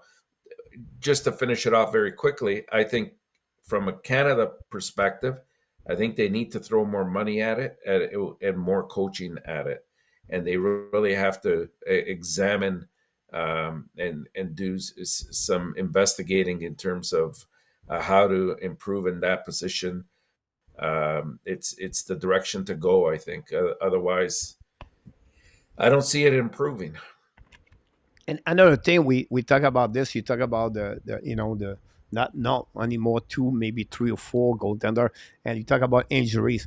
But if you think about this, and I would love to do as I will try to do this for the next couple of days. How many players play now 82 game in NHL? Like forward defenseman. It's not like it was like 10 years ago. I would love to do a case about that. I would do some search about this. How many players play 75 game now on the 82, like compared to the last couple of days? So because what? Because I remember like how many kids, I know, I've been there. I coach and I private listen. The kids, summer, they don't play sport. They only consistently play hockey. 11 months, 1 month per month now. So what happening? The body use they really like it. The body cannot do much. What they can do, the max they can do at some point. And I think this may be another area. Again, I'm not an expert. I'm not a doctor. I did not do any search about this. No, that's an excellent point, though, Coach. Yeah, that's an excellent point. I think it's something they have to figure out. That's the reason the roster now is not only 35, but you can have 40, 50 players. And Montreal got suffered for the last couple of years with many injuries. But they're not the only team. We only Suzuki play 329 game now straight, or 291, whatever it is. And this is the reason why I believe now the new technology will try to help in play, but it's going to be a sport where injuries come many times and playing an effect of the result of the outcome of the season. At the end of the day, the injury is part of the game, but more come with many injuries during the year. So we'll be interesting to see that. It was a big subject, guys, about the goaltender. We're going to talk about this many more the future, about what is going to happen in NHL. I think I triggered a lot of people with the idea that you might have more than one goalie playing in one game. I don't think people like that idea at all. About a reliever goalie, about that one over there. Would be, like about that. But we have other thing I want to talk about. This we still try to let a little bit more. I was trying to figure out, guys, tonight. I don't know if you have no time for that one over there. The Montreal Canadiens golf tournament, guys, is September 11 next week. So less what 5 days maybe for the beginning. So that tournament. Why is fun about that? What for me, this is the day number one of the. Everybody is back, right? Everybody is there, the owner, the GM, everybody, and then everybody's smiling and they smell the turf and everything. They're great. It's a great day for them. I want to see who's going to be the letter A. How they going to announce this at the golf tournament. Usually they do always a great announcement. Someone bring to me about the fact like they would like to get Caulfield A and Madison A. Why they go have veterans and of course they're going to have a young man. It just gave a contract 8 years, by the way, to Madison to Caulfield. They feel like Caulfield should get the A for over Edmondson. Will be interesting. So the golf tournament, guys, September 11th. This is really where they open up. And then after that, the rookies going to be back together before they go the trip 3 days to play 3 games and 4 days in Buffalo. Again, the other team, Buffalo, Ottawa, and Pittsburgh, I believe. I could be wrong with that. No, New Jersey. I cannot remember. Anyhow, 15, 16, and 18. We're going to be live about those games. We're not going to do too much the live streaming because it's not good. I learned this for the last 2 years. They don't show the clock or they don't talk. They don't have no replay. If you talk with InRTAP, you miss the goal. I don't know. It's too late. It's over. So, but the golf tournament, guys, September 11. Marco does not go this year. Marco was there 19 to 98, I believe, Marco, about that one over there. Montreal Canadiens development. I will finish the show, guys, for the next 5-10 minutes. Then I'm going to Frenchy quiz, and then we'll get out. We want to be sure we're out and not more at 2 hours per show. That's going. We'll be back, guys, tomorrow night, 9 o'clock Eastern Time. NHL news tomorrow night. We have a lot. By the way, Montreal Canadiens just announced Kevin Poulin, goaltender, 32 years old, retired as a goaltender, professional hockey. So another player out after Michael DeSalto announced he retired today in NHL too. But tomorrow night, we're going to talk more about those news around the NHL. But HABS season 2023-2024, the development goes by the Montreal Canadiens team or they go by the Laval Rocket. And we talked a little bit at the beginning of the show about this. We're a little bit disagree about that. So I would like to hear from you, both of you, what you feel about that. And we're going to finish the show that way after that before we go to Frenchy quiz. And don't forget, everybody, click on the likes. We have a lot of people knock your door. I'm sorry if I didn't mention your name. Rand P is another one. Show up a little bit earlier. And thanks again to everybody. And stay until to the end of the show. Before Luc Lafortune, no shirt. When's the... But there's another subject for another time. Monsieur Nortap, let's start with you. Development, Montreal or Laval?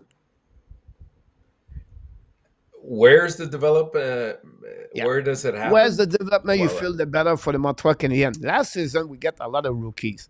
This season, what would be better for them? Do you think it would feel better if they play with Montreal? Or do you feel the development, if they don't get enough at 2 high, they should be better to play in Laval or not? Yeah, I mean, when you look at the long-range plans that both Hughes and Gorton put into place, I think part of that was to get more of a continuity between the development both at Laval and in Montreal, and so that the systems would pretty much parallel each other, so that you would see building upon it for sure, but it would be in line with what they already had been started off with. Now, when you look at a player, I mean, I agree with what Marco said earlier. I think each player develops differently. And yes, time on the ice is an essential factor, but it's not the only thing, right? I think a lot matters with which players they're matched up with, their line mates. It depends on the system that you have in place. It depends on, it's a whole bunch of aspects. So I think development has to occur at both levels. And the problem is, and we mistake it as something that's wrong with the system, but if a player's sometimes at Laval they excel, or not just Laval, any AHL or minor league system, they develop very, very well and they excel in that system. But for whatever reason, they're not able to make that jump to the NHL level. And all the development in the world, all the professionals that come along and try to help them, it I mean, they tweak things, but eventually it just doesn't happen. So I tend to agree with what Marco had said earlier. I think it's not a linear thing. It differs with every player in terms of how they eventually develop, but it has to start obviously at the minor level. I think as a Habs community, like I think it would just be good to destigmatize the idea of going to that as a thing, right? So I think that's the first thing, right? Like, so if a player does go to Laval, it's not necessarily because they're not ready to, they're not going to be a good player, whatever it is. So I think it's important to destigmatize that. So if Slafkovsky does end up playing in Laval, it's not because he's going to be a bust, and so there's that whole thing. Exactly what Enertap was saying. There's an overall arching plan that the management team has for a player. But like the famous Mike Tyson quote, everybody has a plan until you get punched in the face, right? So, you might have a development plan for a particular player, but then you might have, a ridiculous amount of injuries like we've had over the last couple of years, and the plan that you had goes completely out the window, right? So I think this is a business, right? So at the end of the day, the main club is always going to be the top priority, right? Like if they need players to feed into the big club, then they're going to use the players regardless of, they're going to try to take the development and what's best for the player long term. But at the end of the day, they're going to need to fill roster spots and try to give St. Louis some type of lineup to be able to play with, right? So last year was just kind of like very difficult to really base any logic on because of the amount of injuries that they had. So I think rather than looking at it as a black and white issue, this this is the best way to do it. This is the blueprint that always works. It's not the case. Like we're talking, like let's talk about Farrell again. Montreal has a very specific plan for Farrell. They have a checklist of things that they think, and again, like they could be wrong. I'm like, we're not saying that they're perfect, right? But I'm sure most organizations have something like that. But the team is going to have a very specific set of things that they want each player to work on in order for them to develop as a player. So there's not just one way for them to do that, and there's different environments that will work better for them to do that. But again, nothing is perfect, and you can never really plan everything because life happens, and the National Hockey League is a very unpredictable and violent, injury-prone kind of place. So it's very difficult to predict. So, Coach, I don't think there's an easy answer to this one. I think at the end of the day, you have to, really hope that, like Enertap was saying, there's symmetry in between what St. Louis and JF Hull are doing in terms of systems and the philosophy of play, all coming down. Like that was one of the great things from that behind the scenes video that we saw at the draft, right? Like they have not only at the draft, but they're sitting down and they're talking about what type of players do we want to draft and what type of players do we want to have in our organization. So, these are all things that it's a blueprint that they have, and they have an individual plan for each player. So I don't think there's a simple answer to this one, but I know that it's for fans it's very easy to kind of second guess and to shit on a player if he's going to be in Laval, or if they think that he should have been in Laval. We're scarred, right, as Canadiens fans with Kakaniemi and Galchenyuk and stories of players being poorly developed. You can argue, like, you can argue about KK's development, I guess, but at the end of the day, the reason he left here wasn't because he was not well developed. He left Like because the he was two. pissed off. Well, he was pissed off at Bergevin for how he was treated in the playoffs, to be honest, on how Ducharme, But treated if him like that. remember, if you It's follow Kokanemi first year, he have an amazing training camp. Training His camp he Yeah, was amazing. So they yeah, keep him, right? But yeah, he hit the wall after Christmas. A little bit like I yeah. was talking a little bit earlier about Aris, Jekai, I mean, all the players, they struggled after that. Where then they did not let him in the team. I think they should take a decision, say, you know what? Let's go back to Laval or go back to Finland, whatever it is, and then let's try it. But during the time, under Marc Bergevin, they don't have the tools. They don't have enough people, resource to helping the players to go through adversity like that. The point I was trying to do with development tonight, it was a little bit more after that, but we have no time, but I'm going to bring this Sunday night, is, okay, Sarkowski example. Is it better for him at the beginning of the season play on the 4 line or play Laval? Well, again, so Or we'd his have to go to development? we'd have to talk about each player, right? Like we can't just, so if you Yeah, want to you talk said about earlier, you said, everybody is fun. I agree with you. Some yeah, people, and some fun player, like you said, have to work on the skating, right? Some player maybe work on on his shot, and they can go all the way like this, right? By the end of the day, is it wrong? Because is it impossible, or because you play in NHL, you should not play in AHL? I talked about match no, no, maturity before. Cole Caulfield been that go through that direction there. Remember, guys, Sarkowski play only. He just stays the NHL.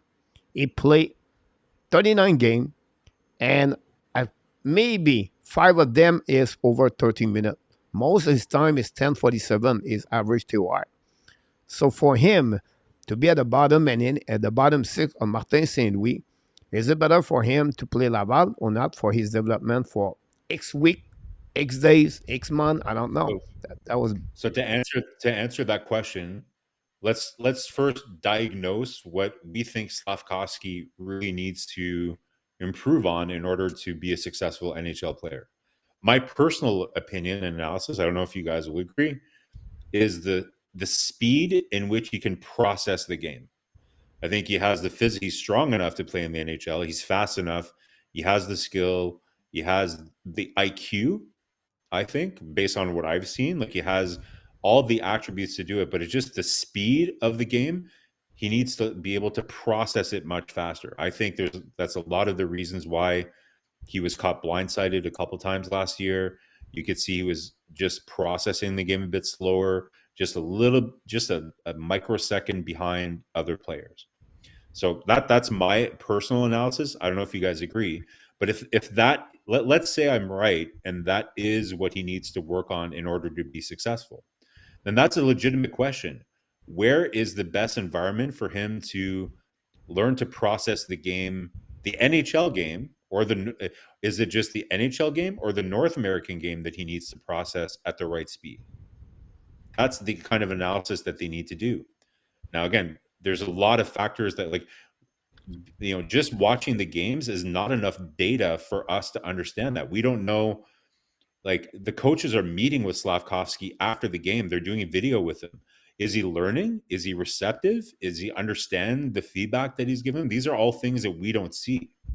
So, we don't have all the information to make the proper assessment, right? But based on what we hear anyways, he is very coachable, he's very receptive, and he has the IQ. So based on the information I have, which is sincerely not enough information to make a proper analysis, for me the best place for him to learn to process the game, like the North American game, is in the NHL. That's my personal opinion. But let's say I'm wrong, and there's another aspect of his game, whether it's skating or whether it's whatever it is, understanding the game, then maybe Laval is a better place for him to learn that. So it really depends on the very specific thing that he needs to improve on. What do you guys think? What do you think about my processing speed theory? Yeah, I think you hit some key points there, Marco. It comes back to what we were saying earlier. It really depends on from player to player. You really have to analyze where they're at and what they need to sort of meet with success once they come to the NHL. And in Slafkovsky's case, I don't think when he played abroad, I don't think he really had the challenge that he finally saw in the NHL, where the checking was a lot tighter. You didn't have the kind of ice space that you needed. I mean, he towered over a lot of players. He could do anything pretty much at will. That wasn't the case when he came to the NHL. So maybe having seen that after a number of games, they should have realized, okay, here's a checklist of things that we need to address, and maybe not being in Montreal would have benefited him, I think. But I think it's a bit of a slippery slope, because it's more I think that decision was more oriented towards the fact that he was a number one overall pick. I don't believe And that. I don't believe that. Well, let's put it this way: if Connor Bedard this year goes 15 games and he's got 1 point, do you put him down to the minors? No, because again, it's not about that's the thing too, right? People are so focused on points at this stage. It's not really about points. But let's like, suppose, to me, if he's not playing he's well, not like, meeting up. Yeah. like again, like result. Like, let's not even just say points. Let's talk about results in general. For a player like Slafkovsky, or even for Connor Bedard, results are not really what matters at first, right? It's really, again, like understanding. So as a hockey operations team, you're analyzing the player, and you see, okay, so here are the tools that this player has. Here are the tools that we think he will need to improve on in order to be a good NHL or great NHL player. Like when it's a number one pick overall, like it's not just a good NHL player, he's got to be a great NHL player, right? That's what you hope. So it really depends what those things are. So like I said, if Connor Bedard has only 8 points in his first 30 games, I don't like. It depends. Like if he's not following the game well, like if he's not kind of like keeping up with the pace of play, if you can see he's really flustered and he's losing confidence and things like that. But all indications about Slafkovsky last year, if you listen carefully to what St. Louis and Hughes were saying, he wasn't losing confidence. He was listening. He was coachable. So I don't think there's a reason why they didn't send him to the World Juniors last year. Why? Like, I don't see any reason why they wouldn't be open to doing that if they thought it was the right thing to do. I genuinely think that Hughes, St. Louis, and Gordon thought that he was still learning. He was still benefiting from being in that environment based on what they wanted him to improve on, or else they would have made a different decision. Like if there's one thing that we've learned about Hughes is he doesn't really care what other people think. Do you think Hughes would be embarrassed because their number one overall pick went back to the World Juniors? I don't think so. I don't think that's what it was about. No, Just a because lot of players have been lent out, obviously, to play at the Worlds, just for that exact same reason, right? It's just that sure. I think part of your decision is also dictated with where they were drafted. I think it does play a part. I don't think like part of the reason why they weren't bringing Slafkovsky down last year, it was because they thought, because he's a number one pick, if he goes down to Laval, he's going to have that Bulls target on his back, because everybody down there will want to show, oh, you're a number one pick. Yeah. Okay. We'll take this hit and let's see if you can outskate me. And they wanted to avoid, possible, lack of development because of that reason, or even injury from that perspective. Whereas at the NHL, it was a little bit more laid back. It's just that I don't think he was ready yet to assume the responsibilities that make him successful. I think in his head, he thought he doesn't lack confidence. I think he's very confident, and he sees it and he says, yeah, I can do that. But when it came to reality, we saw what happened, right? Head down But a lot of times. I don't think that they thought he was ready either, which is probably why he played a lot less than we hoped that he was going to play. Like, remember earlier we were complaining a little bit that why isn't St. Louis, like, if they're trailing by a goal, with 5 minutes left, well, and why not try Slafkovsky on the top line? Like, again, we don't have all the data, right? Like, obviously they Yeah. didn't feel that he was ready to play with Suzuki and Caulfield on the top line or something like that, right? So, I think it's JC there, like his show last year, where there was a big debate between him and Tony Marinero about the best thing for him to do is to start off on the fourth line, because starting off on the second line, you have nowhere to go but down, right? Like you're basically almost set up to fail. While the optics are good if you start off on the fourth line and you work your way up. Even if you only work your way up to the third line, then it's still a win, right? So that's a very political or kind of like psychological way to look at it. So I think you're right, Enertap. Like I think they did protect him a little bit last year. They didn't put him, and they did the same thing. That's why they didn't give him that much power play. That's why they didn't give Goalie a lot of power play time last year either. Remember, Sandy, we talked about that, right? Why isn't Goalie playing on the power play? Well, he had so many responsibilities already, way more responsibilities than they thought he was going to have in his rookie season, that they're like, you know what? We think you could probably be a power play guy in the future, but listen, Goalie, like you got a lot on your plate already, just playing like 22 minutes a night in all kinds of situations. Let's hold back the power play time for you just to let you acclimate yourself to these responsibilities. Then Yeah. we'll see that in the future. So if they're applying that kind of reasoning to a guy like Goalie, I'm sure that they're doing the same thing with Slafkovsky, right? So I trust their reasoning, and I trust that they have a lot more information about the player, about how he's reacting to all this stimulation and all this information that he's getting, how culturally he's adapting to being in a new country, all those things. Like, it's a lot, man. Coach, yeah, you're right. I know you're brewing. I can tell you've been you're processing. No, What's your process? I listen to everybody in the chat to be calm, and then I was listening to each one of you. But I was said to you, like, because earlier you talk about how he play, everything like that, and for me, it's about the development. Like, it's not about the number of the point. It's really about how he process the game, how the players see the game without puck, how he react on different action, to how the plays develop, how he's going to react about what's going on in front of him, and what will be his option of passing the puck. Can he put the head up? Can he look about all the different option he got? When you go to development, like you got the clips, and you go to see the clip a little bit more deeper with a kid. Now you show to him. Now, his example, if he learn A, B, right? Now you watch him play the next 3 games. Did he did the same mistake or not? If he does not, Right. now is the how he process the game in front of him. He realized now when he's on that situation, I hold the puck a little bit longer, because more I hold the puck, that I gave my players on the side, far side, to open up to go straight to the net. Example, and those details like that, that's called the process. How you see the game in front of you. So this is a period adaptation. Yes, the off ice, the new language, new city, new people, 18 years old, all put out together.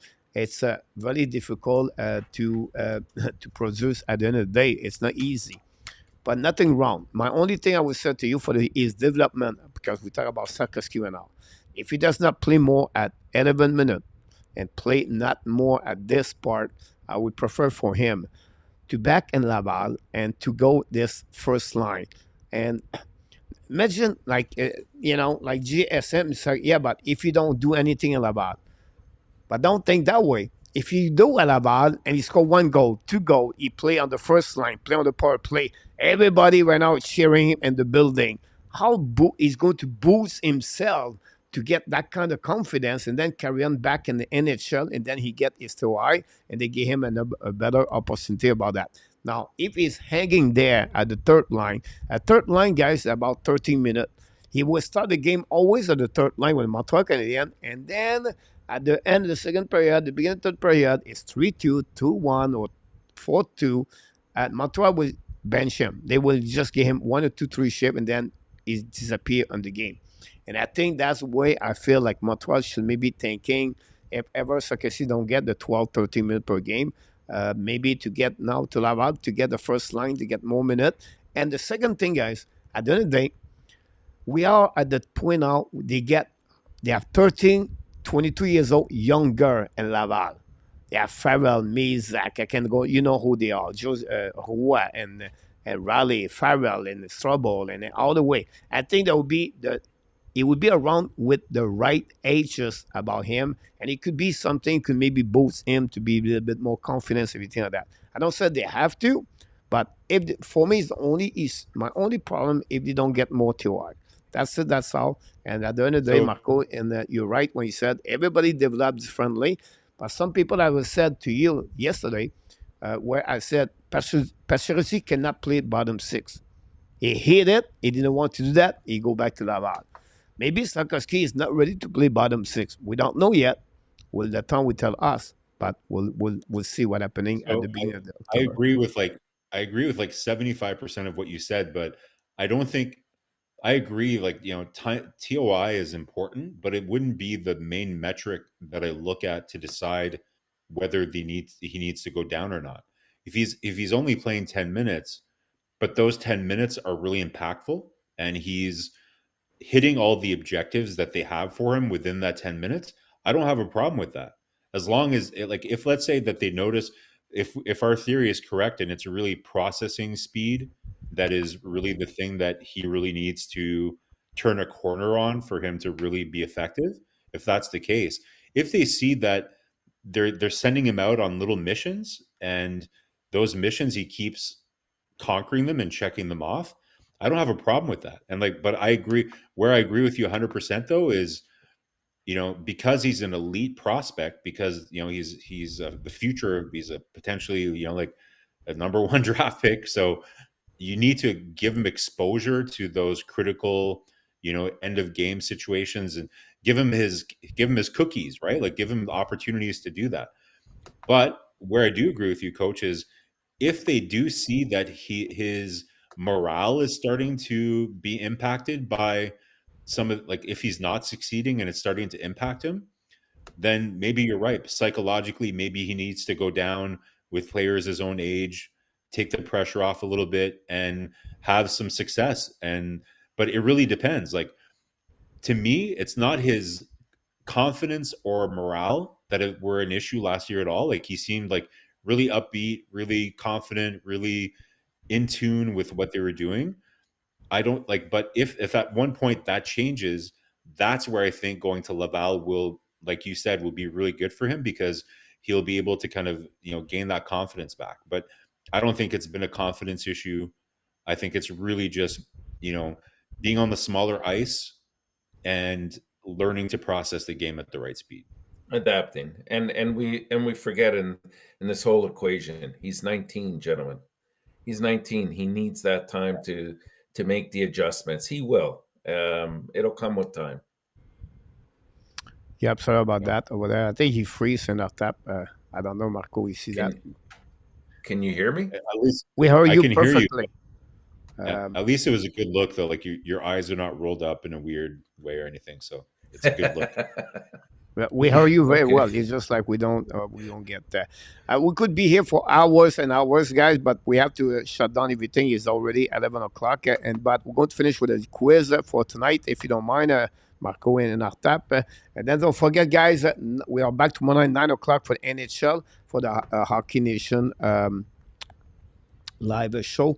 And then we're going to do Sunday night another Montreal Canadiens shows called Weekly Recap. It will be weekly recap, more like the preview of the week because it will be the first week of the season. By the way, if I want to just share it with you guys in our tap and Marco, and 2018 and 19, 9 under 6 player play in NHL as a skater. 1 under 6 player play 82 game. And the last 2 seasons, it's about 980 players play in NHL. So they're increasing the number about 80 to 100 more players for that. And then we got over approximately about 85 players play 82 game and 100 last year. So, more players play now. We have more injuries. but still, about maybe 20 players less play 82 game, but it's still over now 1,000 players playing in NHL every year as a skater. That's pretty amazing when you think about that. So I just wanted to give you a little bit the time you guys you're talking and Luciano. I just jumping on that on my computer to looking about that. So I think it's a great start to know about a little bit more about this. But Mr. Narta, Marco take the lead again. He's still the leader of the leaderboard with 16, and he's already comfortably and in front about 8 game over like anybody else on that moment. And because RJ is at 8, AK is at 8. They are the only 2-1. Then Nicolas de Goubi-Bonneau and Gary Cournoyer are no, I want to apologize. Gary Cournoyer is at 8, by the way. So we have 3 leader at 8, 8 game half of Mr. Marco, of the Mr. In our tap. And then finally, we have last night, Willie Snyder, RJ Calabo was the winner of the show last night. Let me try to get another sheet. My sheet is completely open here. You got it, Joe. Going to get that one with F, September. We have to start a new one with September 7 on that one for me. I believe that tonight, I think we have only 4 questions. I think. Maybe. 4? Maybe we have 4. Okay. I'm not remember if I did 5 or not. But if we have 5, we're going to let you know. So try to win in 4. You have better chance to win tonight. If I'm losing, we have 4. Which NHL player, Marco, did not receive a Hart Trophy nomination? Now they win it, a nomination when they were exactly at 30 years old. Crosby, Kopitar, Datsuk, Sidin, or Igala? Which one of them was not 30 years old and nomination about that? Not easy for the first question of the night. Season number 4, show number 2. You're getting very sophisticated with these quiz questions now, Coach. We see we got in the chat tonight. A lot of people talk about soccer. Great conversation, guys. You guys, you're pretty good about this. So don't forget to click on the like if you don't do it yet. Just wait for the answer. Joe Manella knocked the door. Welcome back, Joe. Thanks for being a part of the show tonight. Frankie is still with us tonight.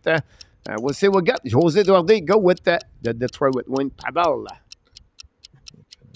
On that one, we have Mr. Willie go with Jérôme and French.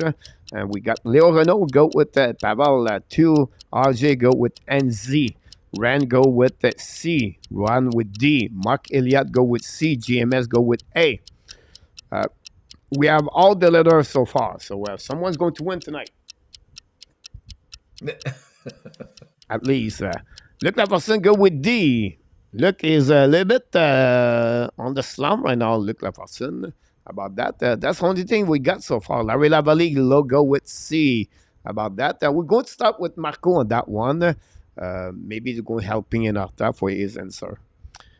Roy and Claude Richard and Roger, ladies and gentlemen. NHL Roger is in the house directly from Ontario, in the area of Orleans. Roger, welcome back. Thanks for joining us tonight. Don't forget, guys, to click on the like. That'd be awesome. Gary Cournoyer go with B. By the way, Marco, that's changed your answer or not? Oh, man, this is a really tough one, Coach. Which Sedin is it? Is it Henrik or Daniel? I don't, not that it matters, but I'm just curious. Frankie, Joe, and Gary, all 3 Bs. Before that, it was Roy, Larry, He's not gonna answer. Claude with E. Croc is in the house with E. Don't forget, guys, to click on the like. That'd be awesome. Marco. I think this is a tricky one. Like, I'm going to go with Crosby just because it seems like a super obvious one that he would have gotten one. Okay, let's go with C. Mr. Nartap. Sorry, I froze up there. I didn't hear what you said, Marco.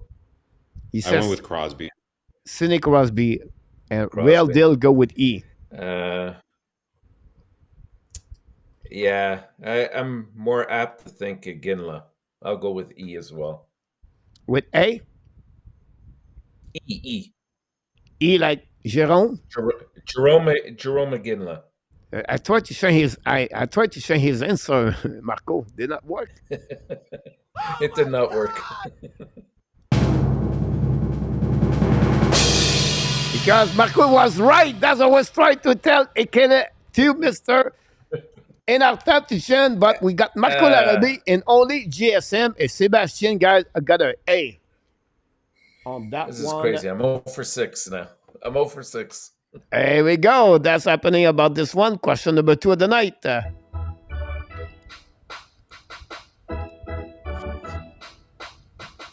Now, which NHL player at the age of 30 or older did not receive a Hart Trophy nomination?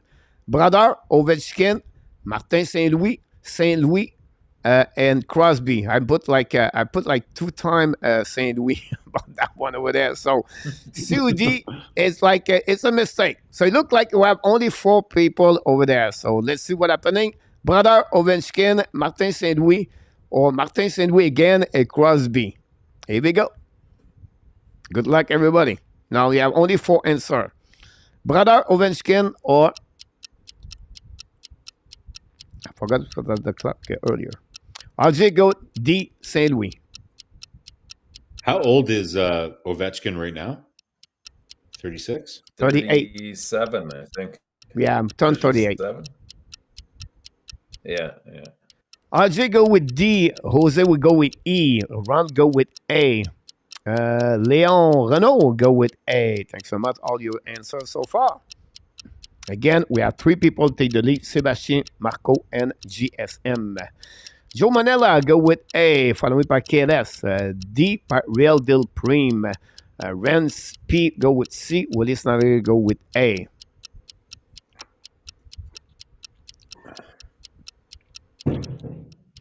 We have Gary Cournoyer with B. Mark Elliott with A. Mark, thanks so much to be with us tonight.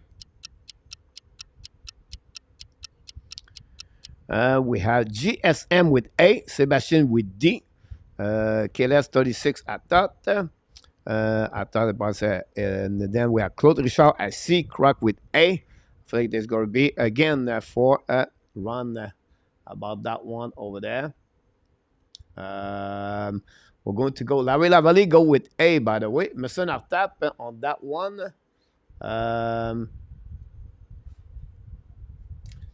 Well, your 2 Martin St. Louis mean that fishy, they were a distraction.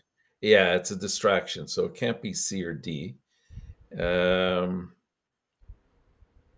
Ovechkin is 37, and I think he got one. So I'm going to go with Brodeur, A.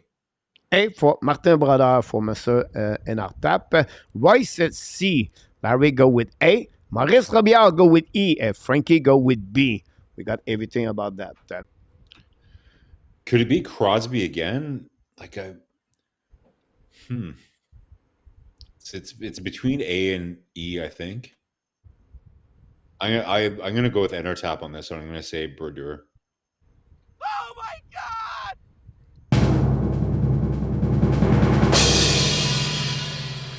Ovechkin is the only one did not reach that. By the way, Ovechkin is 37, turned 38 in the next couple of days. About that, you absolutely right, KLS. And that's gave us, guys, not many people. First of all, Frankie and Gary Cournoyer take the lead or reach the lead with Sébastien, Marco, and GSM. All of you guys, only one good answer. If you're not name is not name it because you're not score 0 one for goal 7. yet. About that. Question number 3. I'm on a really bad streak. Which NHL player led the NHL and secondary assists last season? Quinn Hughes, Adam Fox, Eric Carlson, RNH, or Kucherov? For people who want to know what is a secondary assist, it's like you have a goal. The first assist is the primary, and the second assist, it becomes the secondary. That's the best thing I can explain the best way on that one. Hopefully you understand which one laid the lead last season in NHL. Hughes, Fox, Carlson, RNH, or Kucherov. We'll see what's happening. Baden strike. Look that person. A2, welcome back in the house, by the way. A2, you can join now because you're only one answer back behind, so you can win. Here we go. Now we have Maurice go with A. We go with now with Real with C. Leo with C. A2 with C. Ren with C. Ron with A. Willie Snyder with B. Joe Manella with C. JSM with D. Sebastian with C. KLS with D. RG with A.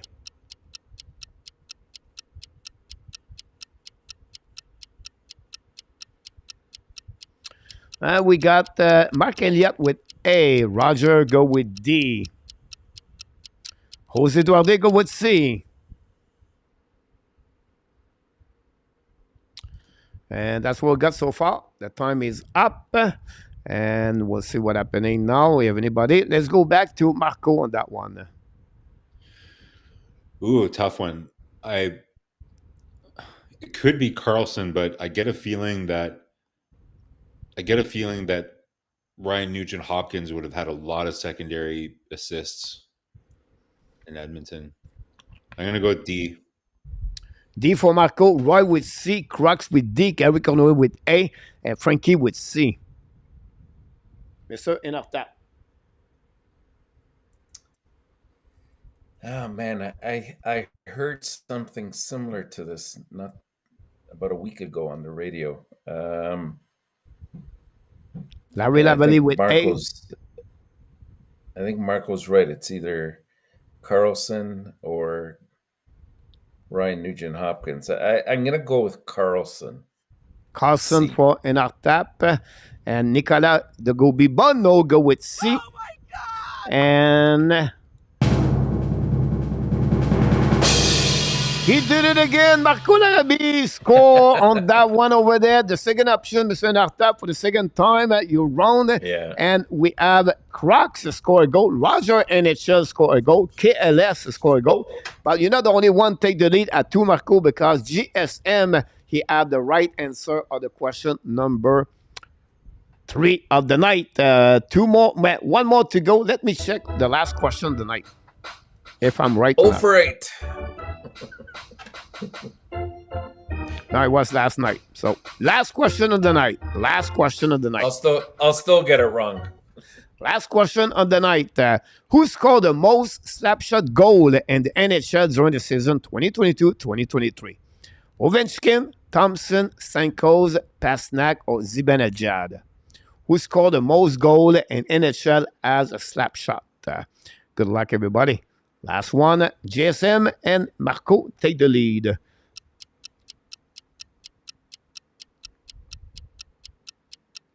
Two and three. Frankie can't believe that I have that I got answers right. But I think he's more impressed because you take the lead over Inartap. That's what he was trying to tell you. I'm in a bad situation. Ron with B, Willie with D, Sebastian with D, followed by Leo, Renault with E.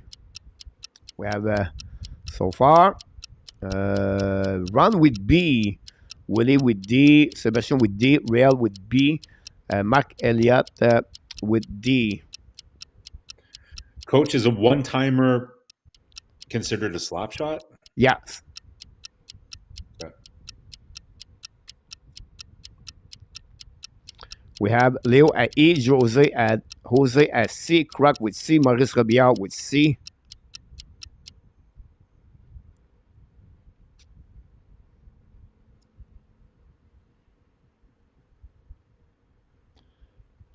Maurice Robillard, Jose Manella is at D, A2 at C, and Nicolas at D.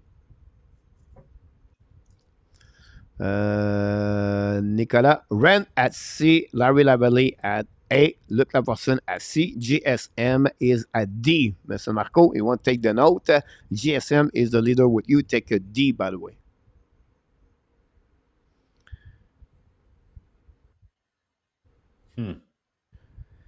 Oh, that's a tough one. Wait a minute, guys. Wait a minute. Can I say something? Please. Yeah, go ahead. All right. I apologize because after the show, Deloitte Smith called me last night, and Willie Snyder won the show too last night. When we left the building, we only said the winner was only by 1%, but Willie Snyder was 4 and 5. So this Smith Deloitte called me last night, and I gave the credit on that one. So I know I mentioned his name earlier, but he left the building. He said, I have 4-2. And then I verify, and the Smith, I called Smith Deloitte. They supervise everything. They really pay attention to everything. And Willie Snyder was the winner last night. Sorry about that. All the subject maybe, but I want to be sure it's important to know about this. Roger go with D. Then we have RJ at D, KLS at B, Claude Richard at A, Frenchy at B, Gary Cournoyer at B, Larry Lavallée at A, Roy at A. What happened to you, Mr. Inartap? I gotta believe. I don't know. I gotta believe it's Ovechkin. I'm gonna go with A. A for Mr. Inartap. Now, Marco, D is the answer for GSM. Is it right? If you take D, you win, both of you. Yeah, I'm not very conservative. I'm not like Inartap. He was more. Inartap, he was more conservative last week. No, it's not about conservative. It's about strategic. I know. I don't like the tie wins. I don't even consider that a win, to be honest. So sister kiss. I'm gonna go. I have an inkling that it's to me it's between C and E, but I think I'm gonna go with Stamkos. Marco go is Stamkos. Can he nail it tonight? If he can it, if he nail it or not tonight. If he's right, he wins. He's right, ladies and gentlemen. Marco Larrabee is 3-5-4. He's the only winner of the contest tonight for Marco Larrabee.